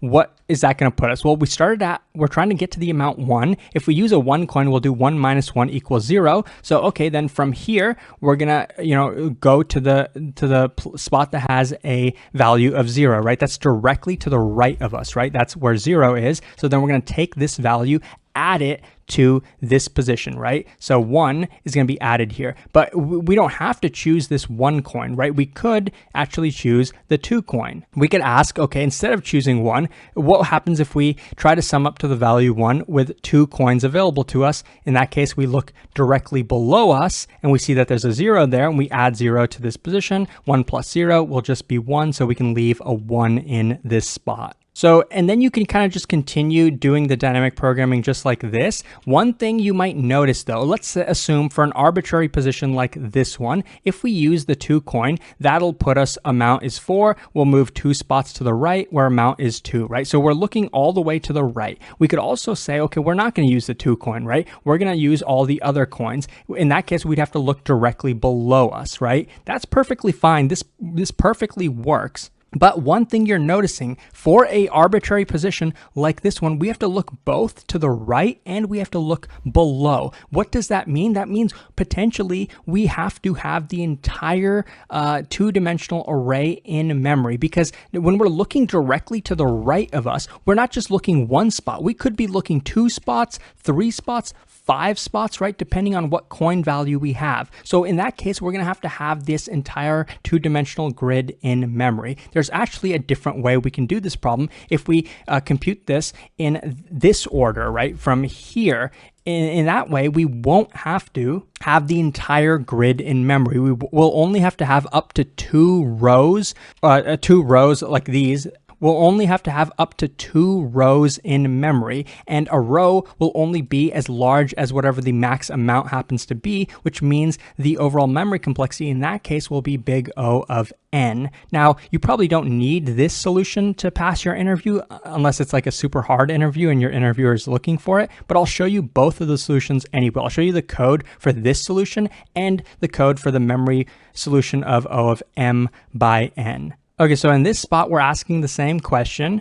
If we only have 1 coin available to us, can we sum it to the amount 1? We can't, right? Because then we go out of bounds. So in this case, let's just put a 0. Okay, ask the next question. If we're summing up to amount 2 with just 1 coin available to us, can we sum up to that amount? No, of course we can't, right? So, and that's going to be true for this position, right? Can't sum up to 3, can't sum up to 4 either. But once we finally get to 5 with a single coin of 5, well, what's going to happen? Okay, we use our coin of 5, right? So that means we look 5 spots all the way to the right, and over here in this spot, we find a 1 is waiting for us, right? That's our base case. That's where amount is equal to 0. So we take that 1 and then we add it in this spot, right? So now we've done that. So there's one way to compute the amount of 5 if we only have a single coin available to us. But remember, the actual problem that we're trying to solve is all the way in the top left corner. If we had all 3 coins available to us, because we do, we have an unlimited supply of all 3 coins available to us. So how many combinations can we do to get to this amount 5? Well, let's continue row by row, just like I mentioned, right? So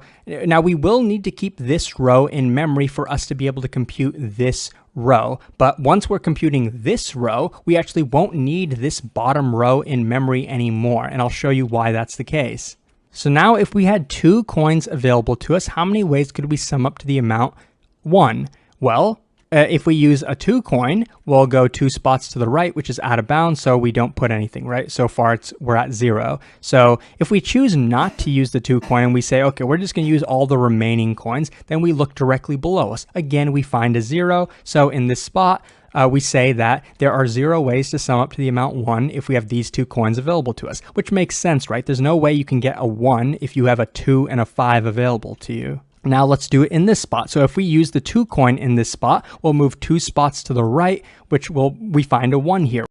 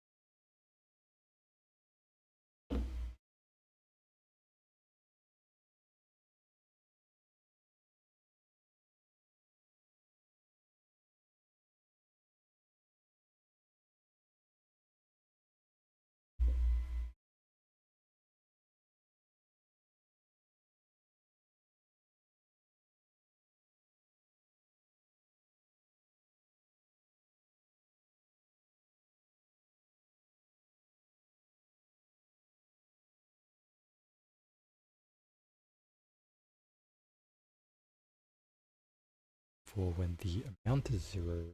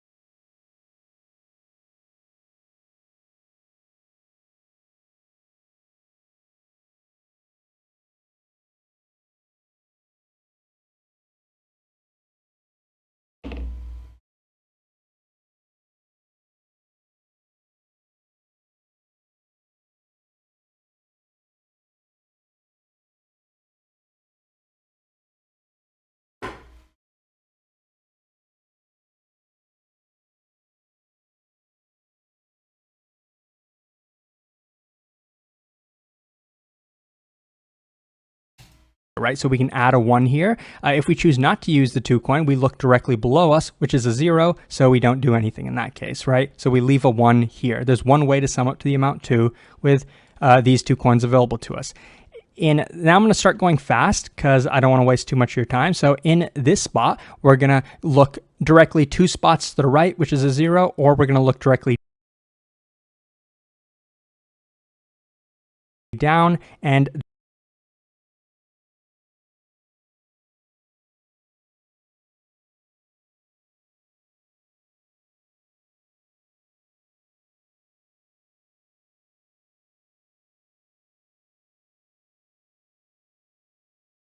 that's a 0. So we'll still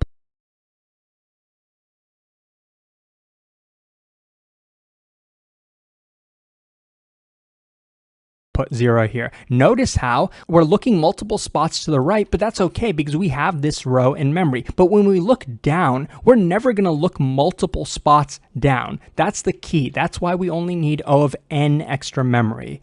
So let's continue. So from amount 4, we're going to look 2 spots to the right. There's a 1, or we'll look down. That's a 0. So we put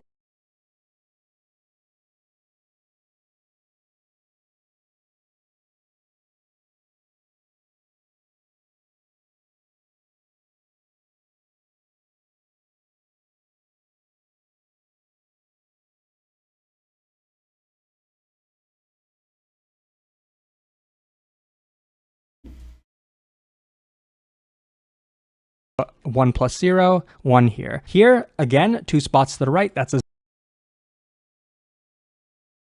look directly 2 spots to the right, which is a 0 in memory. But when we look down, we're never going to look multiple spots down. That's the key. That's why we only need O of n extra memory. So let's continue. So from amount 4, we're going to look 2 spots to the right. There's a 1, or we'll look down. That's a 0. So we put 1 plus 0.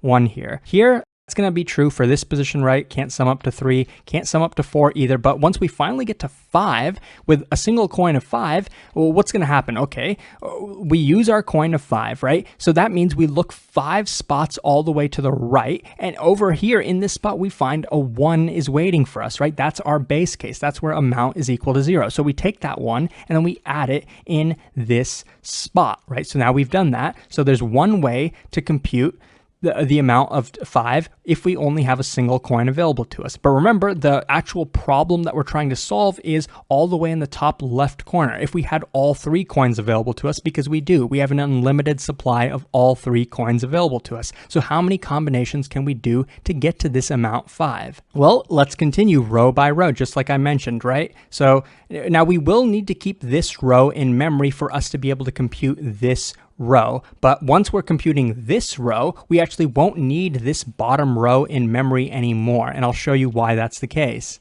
So now if we had 2 coins available to us, how many ways could we sum up to the amount 1?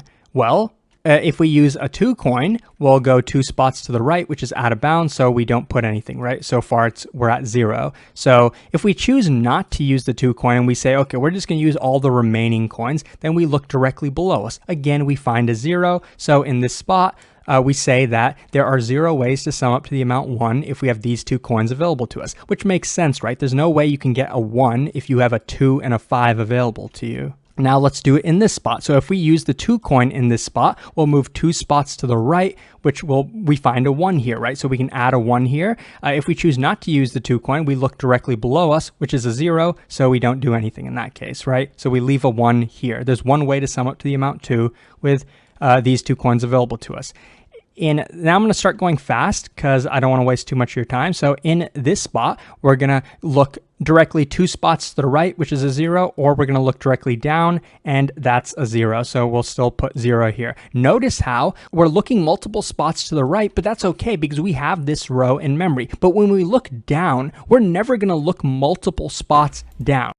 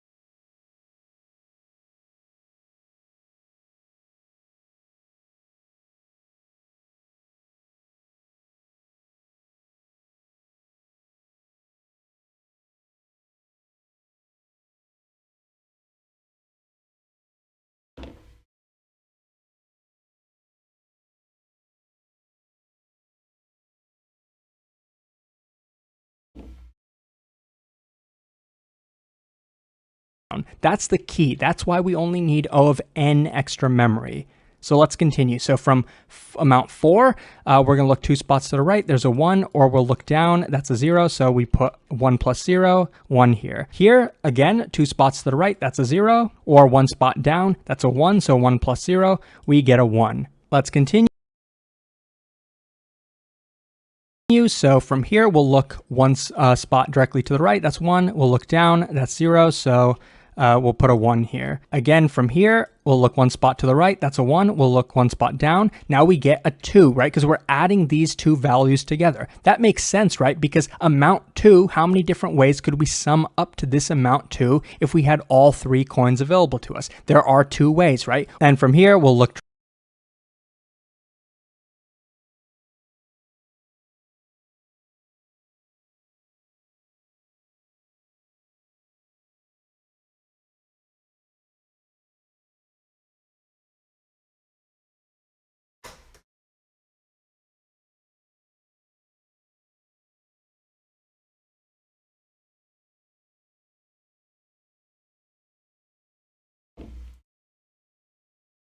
directly to the right by 1, 2 plus directly below, that's 0. So we'll put a 2 here. From here, again, directly to the right, directly below, 1 plus 2, that's going to be 3. And from here, again, directly to the right and directly below, that's going to be 4. So we got a solution of 4. Is that correct? Well, when you come back and look at the problem description with that example, yeah, that's what the amount was. That's good. Now we're ready to dive into the code. Okay, so now let's jump into the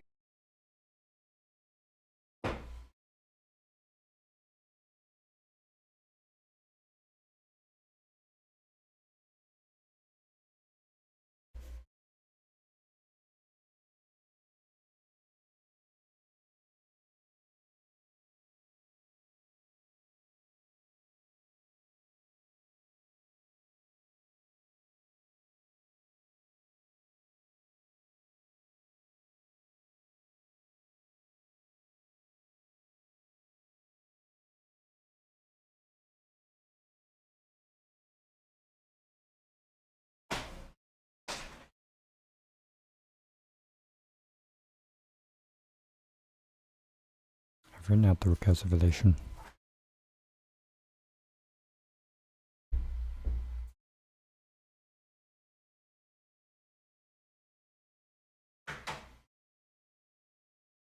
Wait.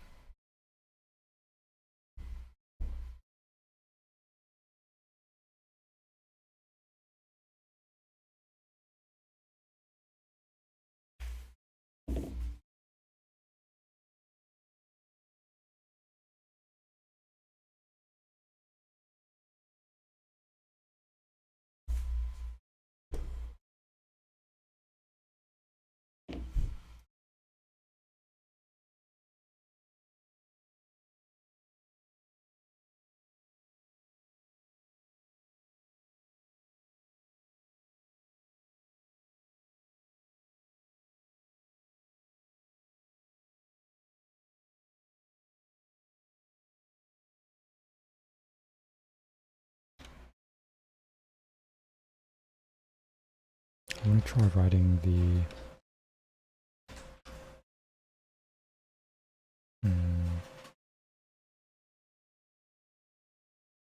latex recursive relation.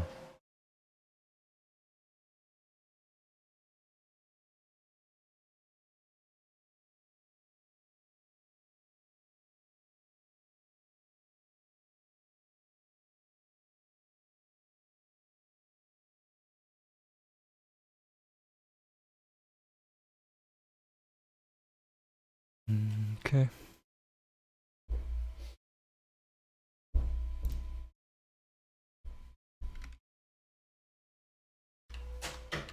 I don't have coin change 2.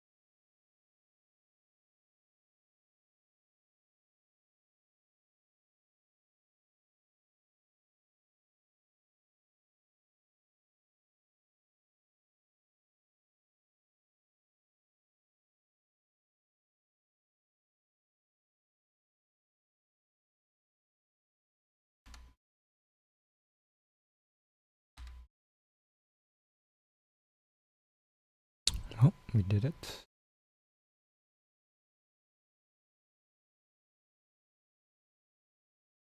We wrote the equation, but we got to use this equation now.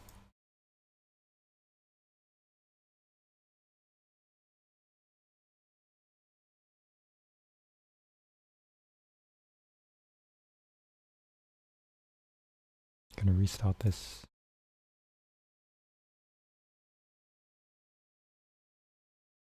Okay. So this is a 2D dynamic programming in which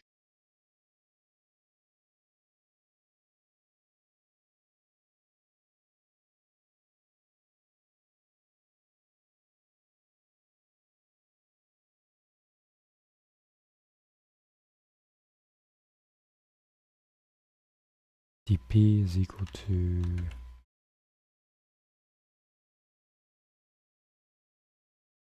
0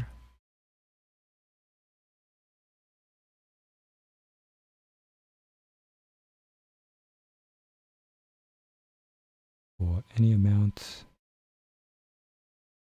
at this, yeah, right.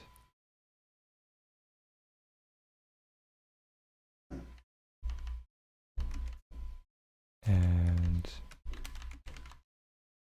for in range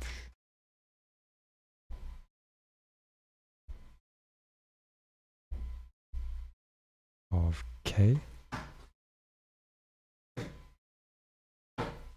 where we said k is len of coins.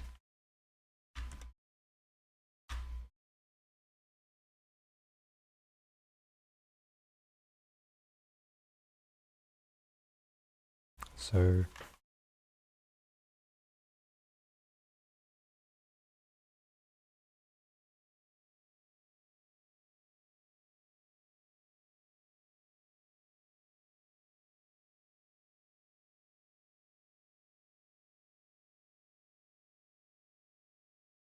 now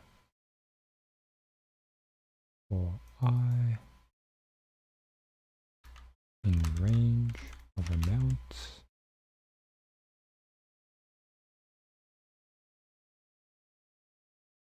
from 1, amount plus 1,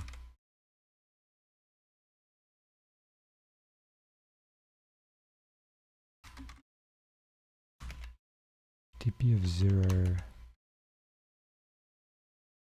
always going to equal to 1.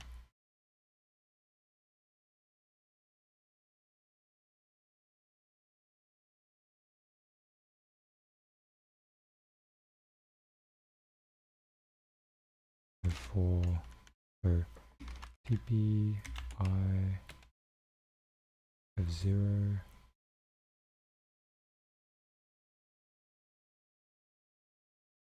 so this is not of amount, but this is of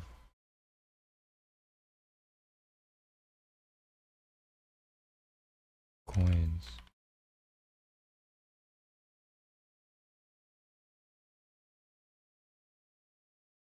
So I should call this k.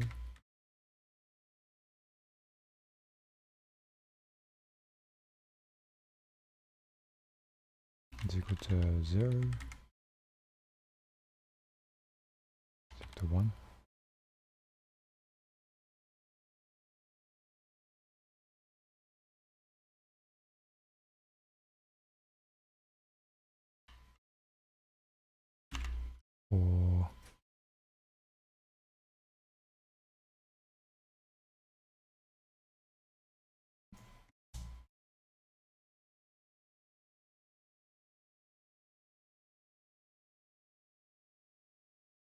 Or a given amount in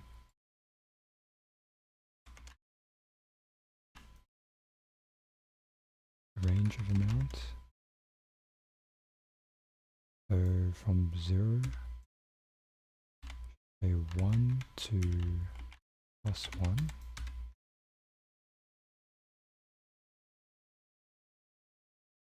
x dp of k and x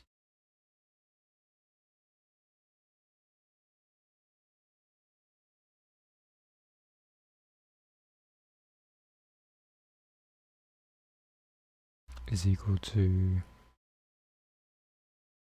the previous k and x minus coins of k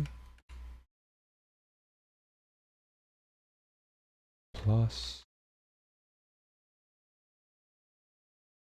dp of k minus 1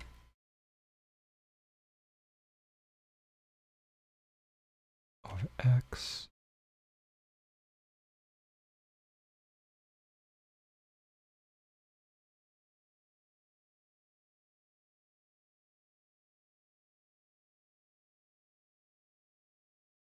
when x is greater than 0, which is always the case. Yep.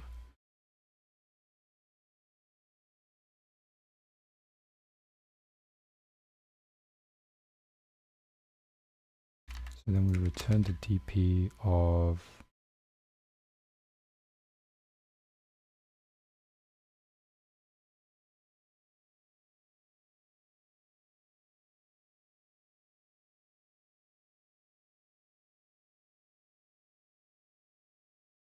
so the coins, the number of coins we use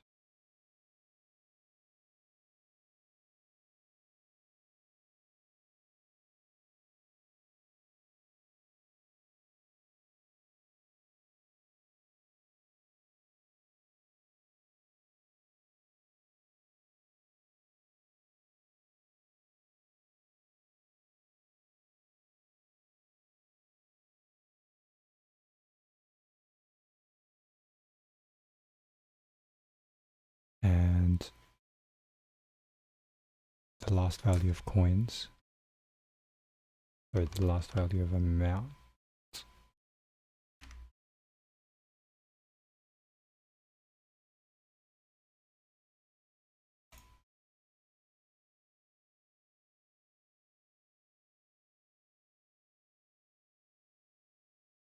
Epic.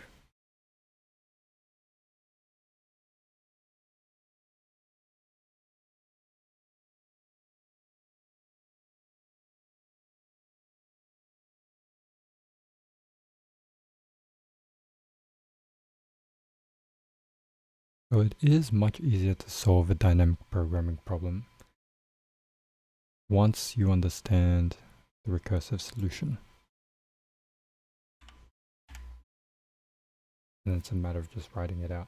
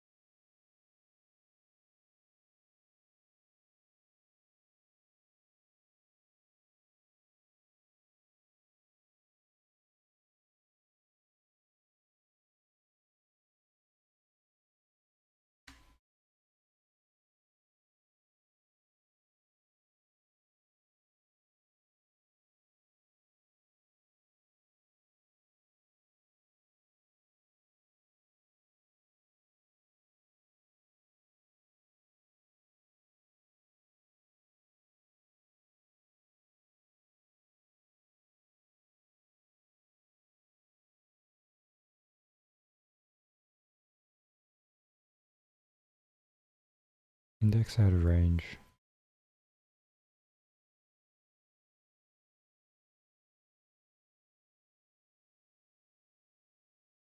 I think it might be because of this.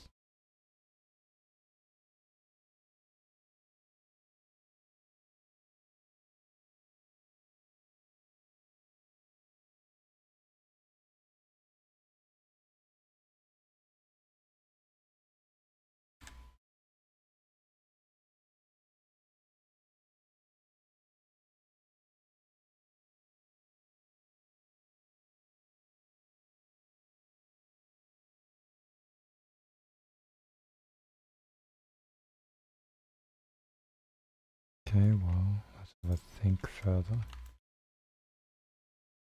Can you explain search and rotated sorted array?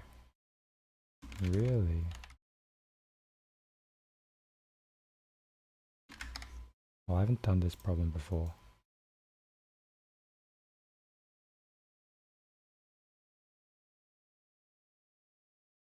So I might do it later.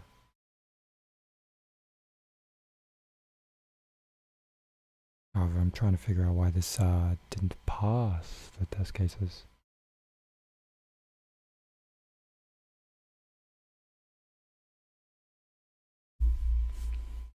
I am missing something.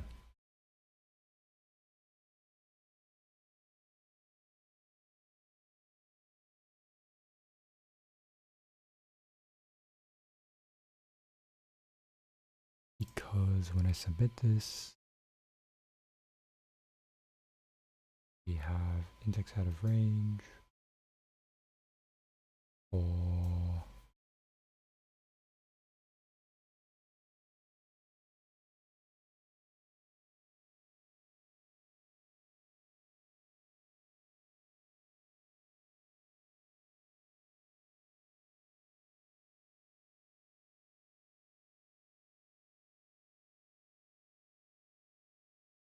coins.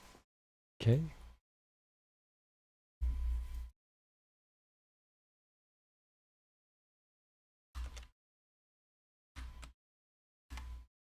I'll try that.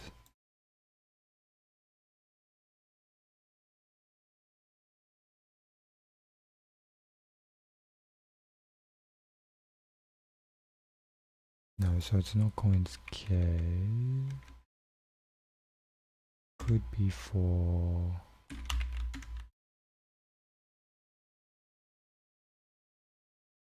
K minus 1x. Because K minus 1 might not exist. Right, maybe. I think it might.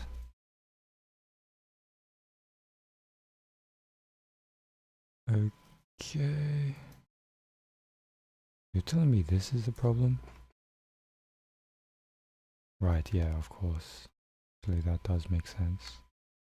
Let me just try this. I think I know, yeah, why would be the problem.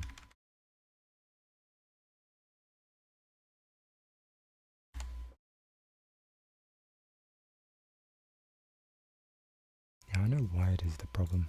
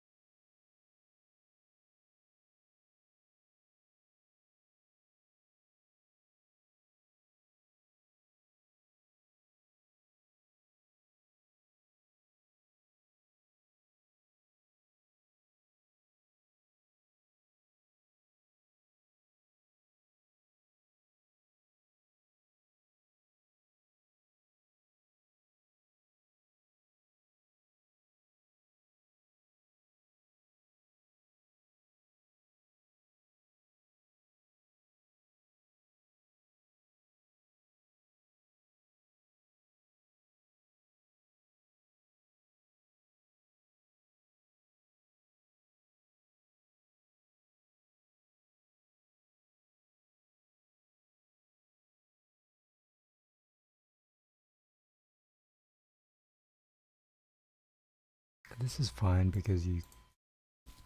Is it? Maybe not.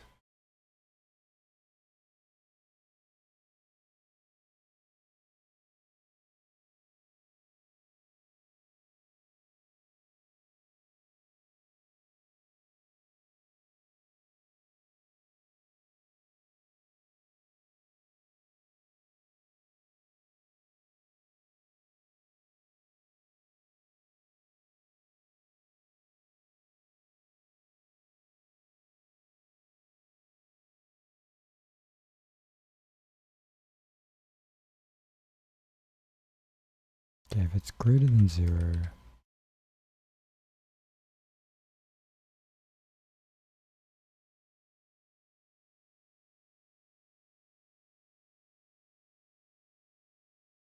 let me think. Could I do this cleanly?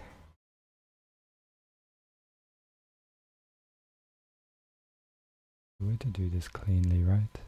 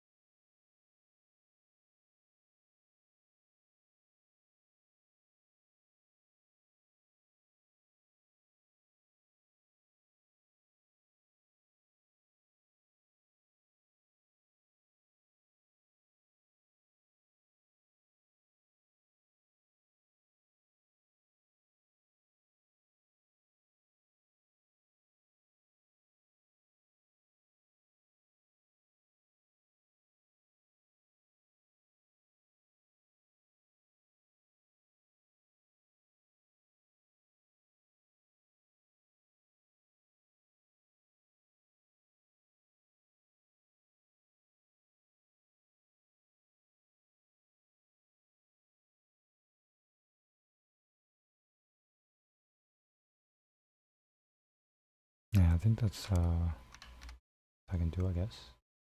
Do it again a couple times.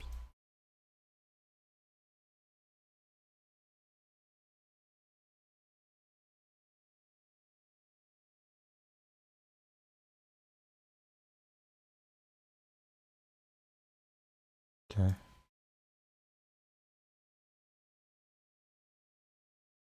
Curious to know if the solution provided here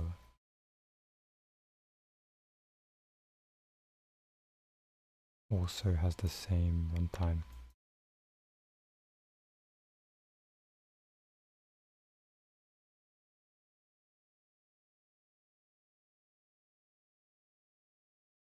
Better.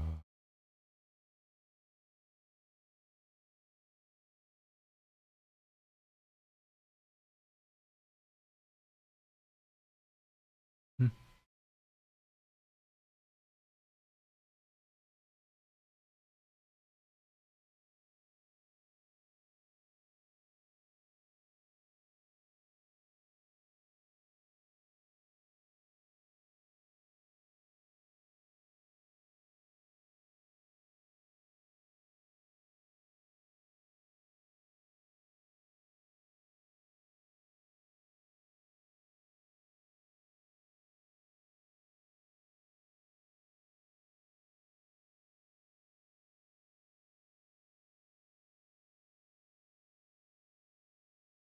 Regardless, the concept is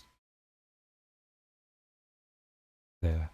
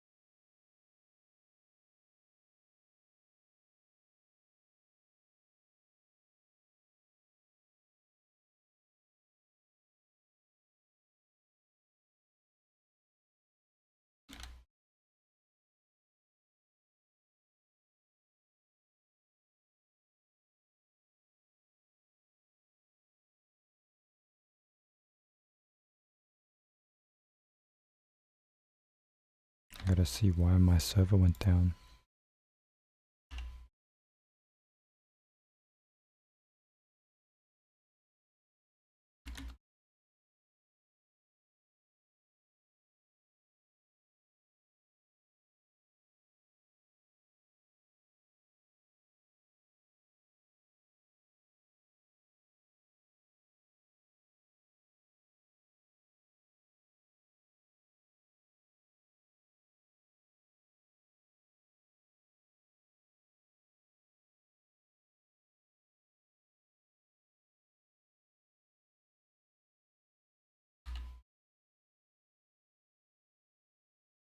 Hmm.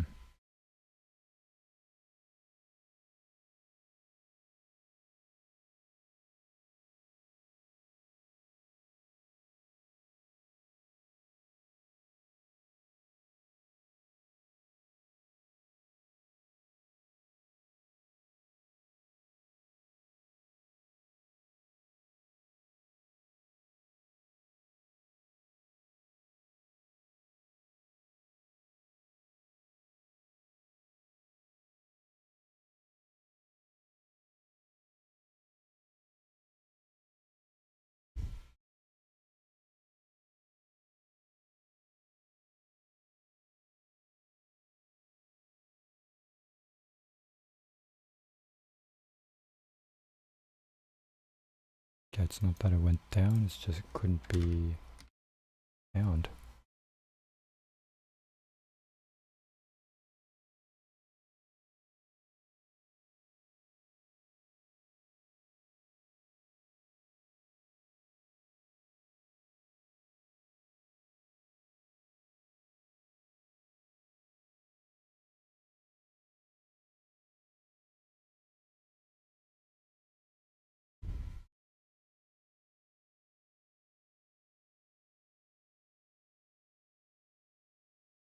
It's very cool.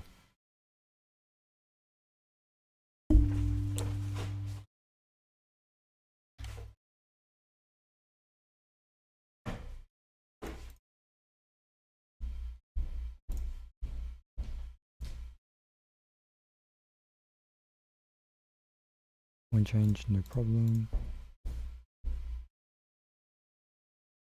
Longest increasing subsequence.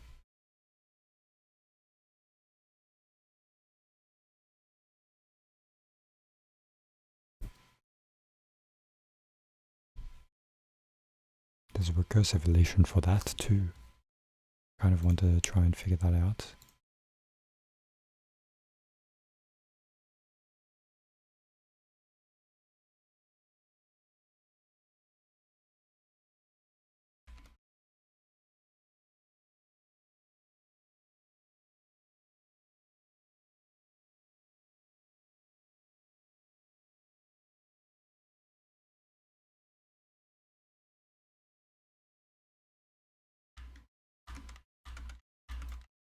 Number 2.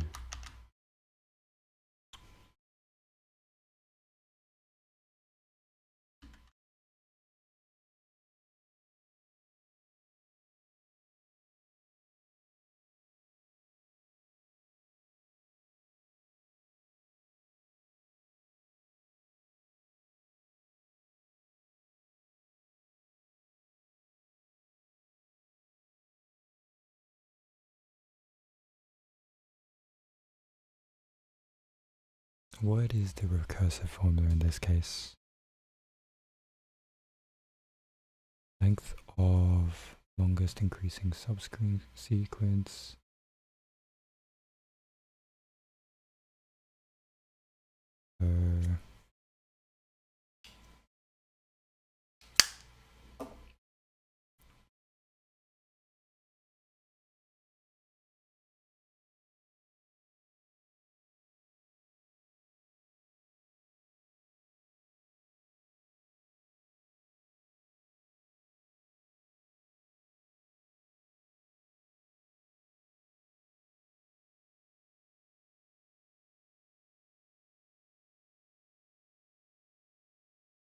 Longest increasing subsequence. The book says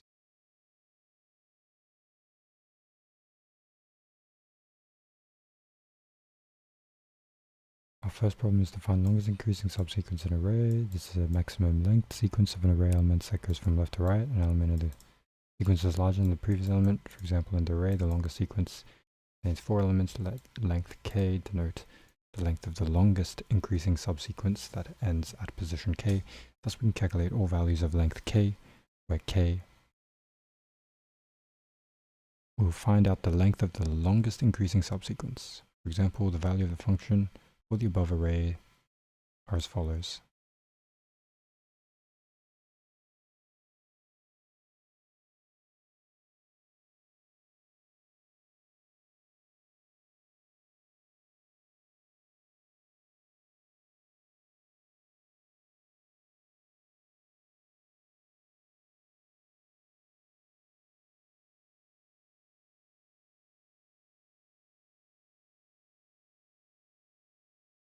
This code works in over n squared time because it consists of 2 nested loops. However, it is also possible to implement dynamic programming calculation more efficiently in over n log n time. Command class, so what happens if you can't pass all test cases in an Amazon array but pass the majority of them? It actually would be fine if you don't pass all test cases. As long as, at least for me, I think I remember there were 3 problems, and I was only able to get 1.5 done at the time. That was for me.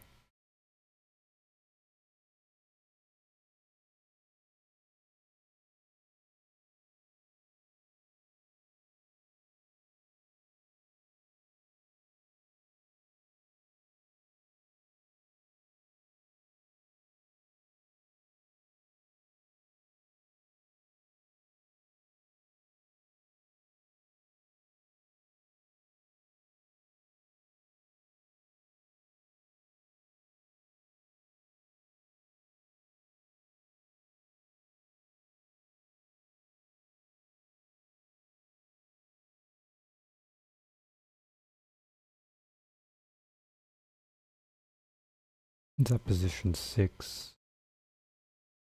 Consists of 4 elements. To calculate the value of length k, we should find a position I which is less than k, for which this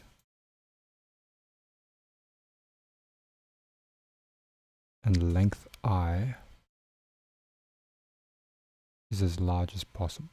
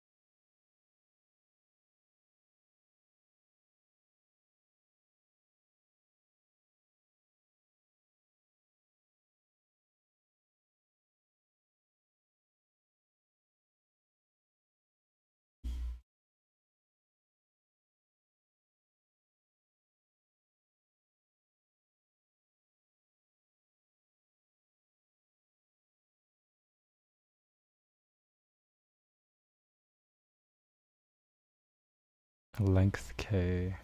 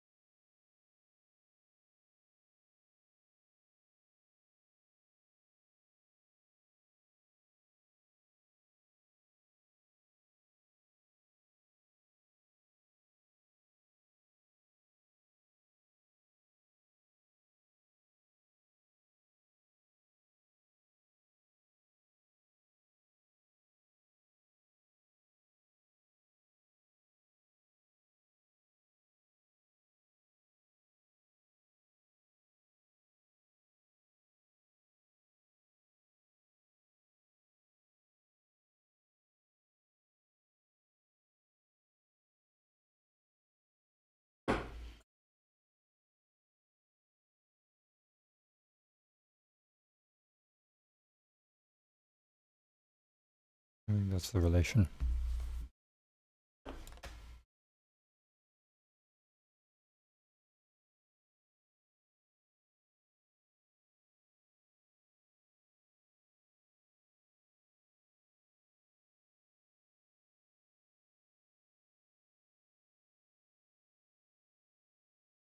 I'm just going to write the recursive formula here as well.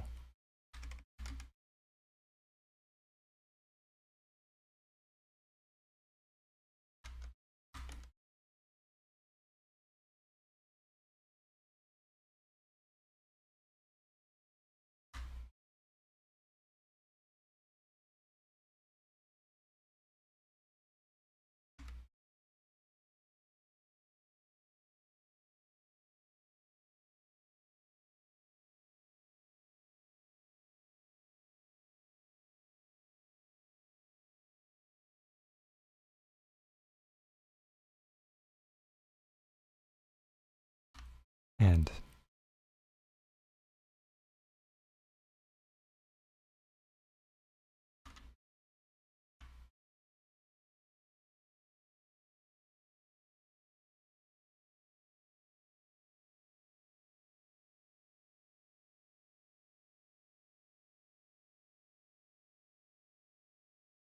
if no position exists,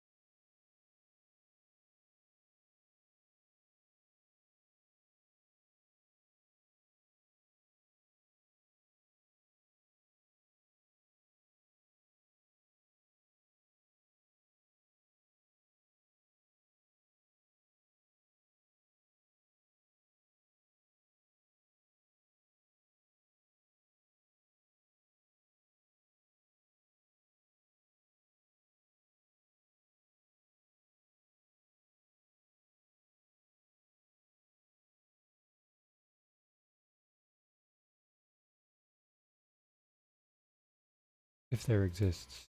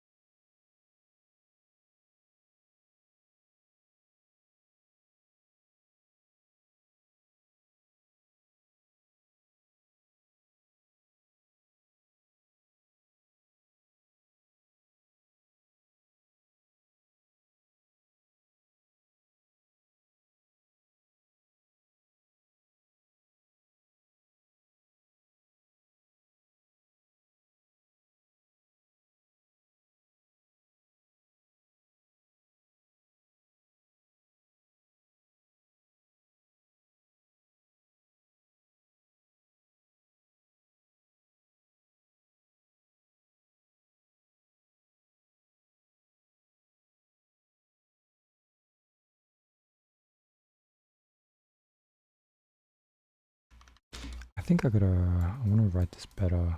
ChatGPT will know how to do that.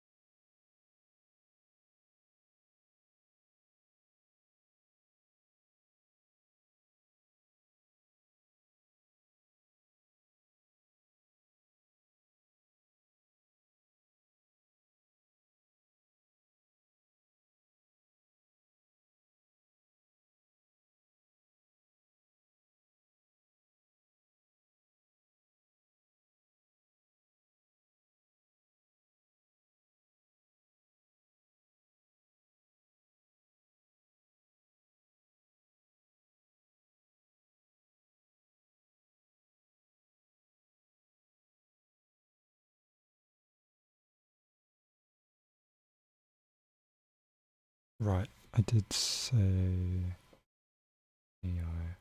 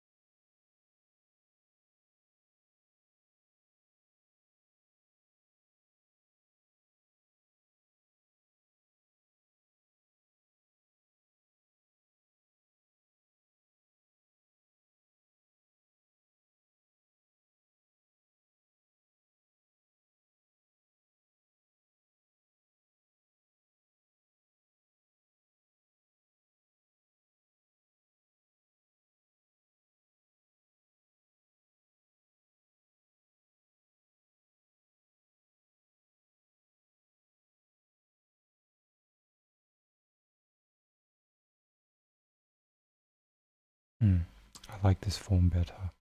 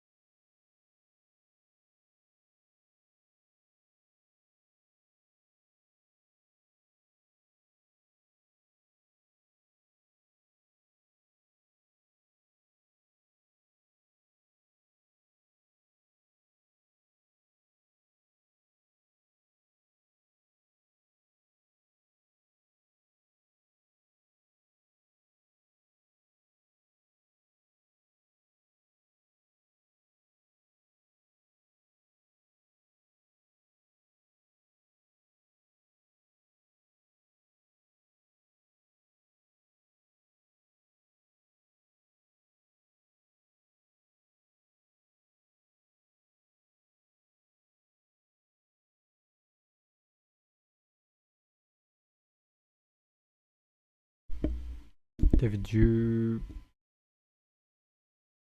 you buy a pre-version Leetcode? I did not buy. Oh no, I did not buy pro version of Leetcode. I did not. I don't plan to.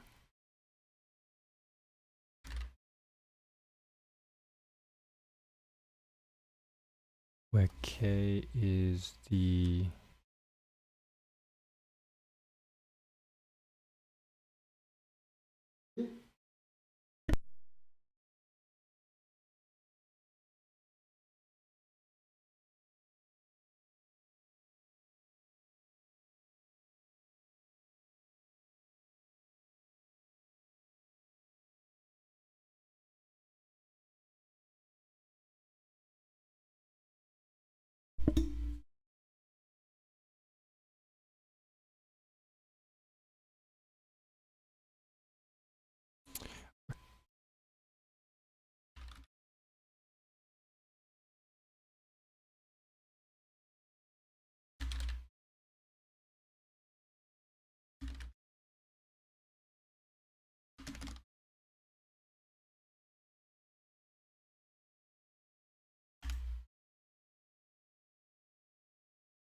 okay.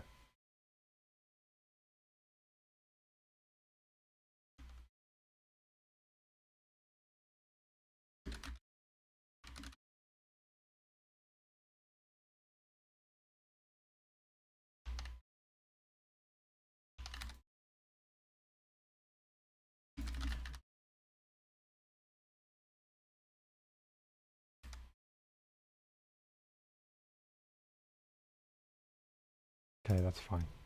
Longest increasing subsequence, I'm just not going to bother right now. Edit distance, we might need to pause in a grid, knapsack problems, edit distance.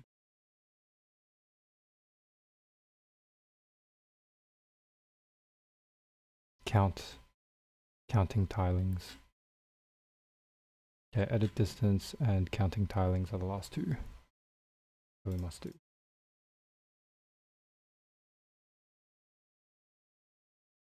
However, I think, given the time now, I think I might just stop it. We'll probably do it tomorrow. Finish those two off tomorrow, I think. Good time to stop it.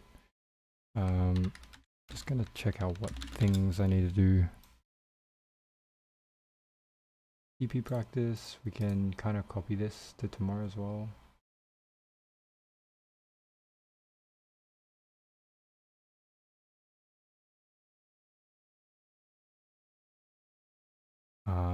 Get on ours done, Leetcode done. Do that, I can sign up for an internship to do some stuff regarding these two Instagram posts. Okay, I might just stop it there for now. Thank you for joining, guys.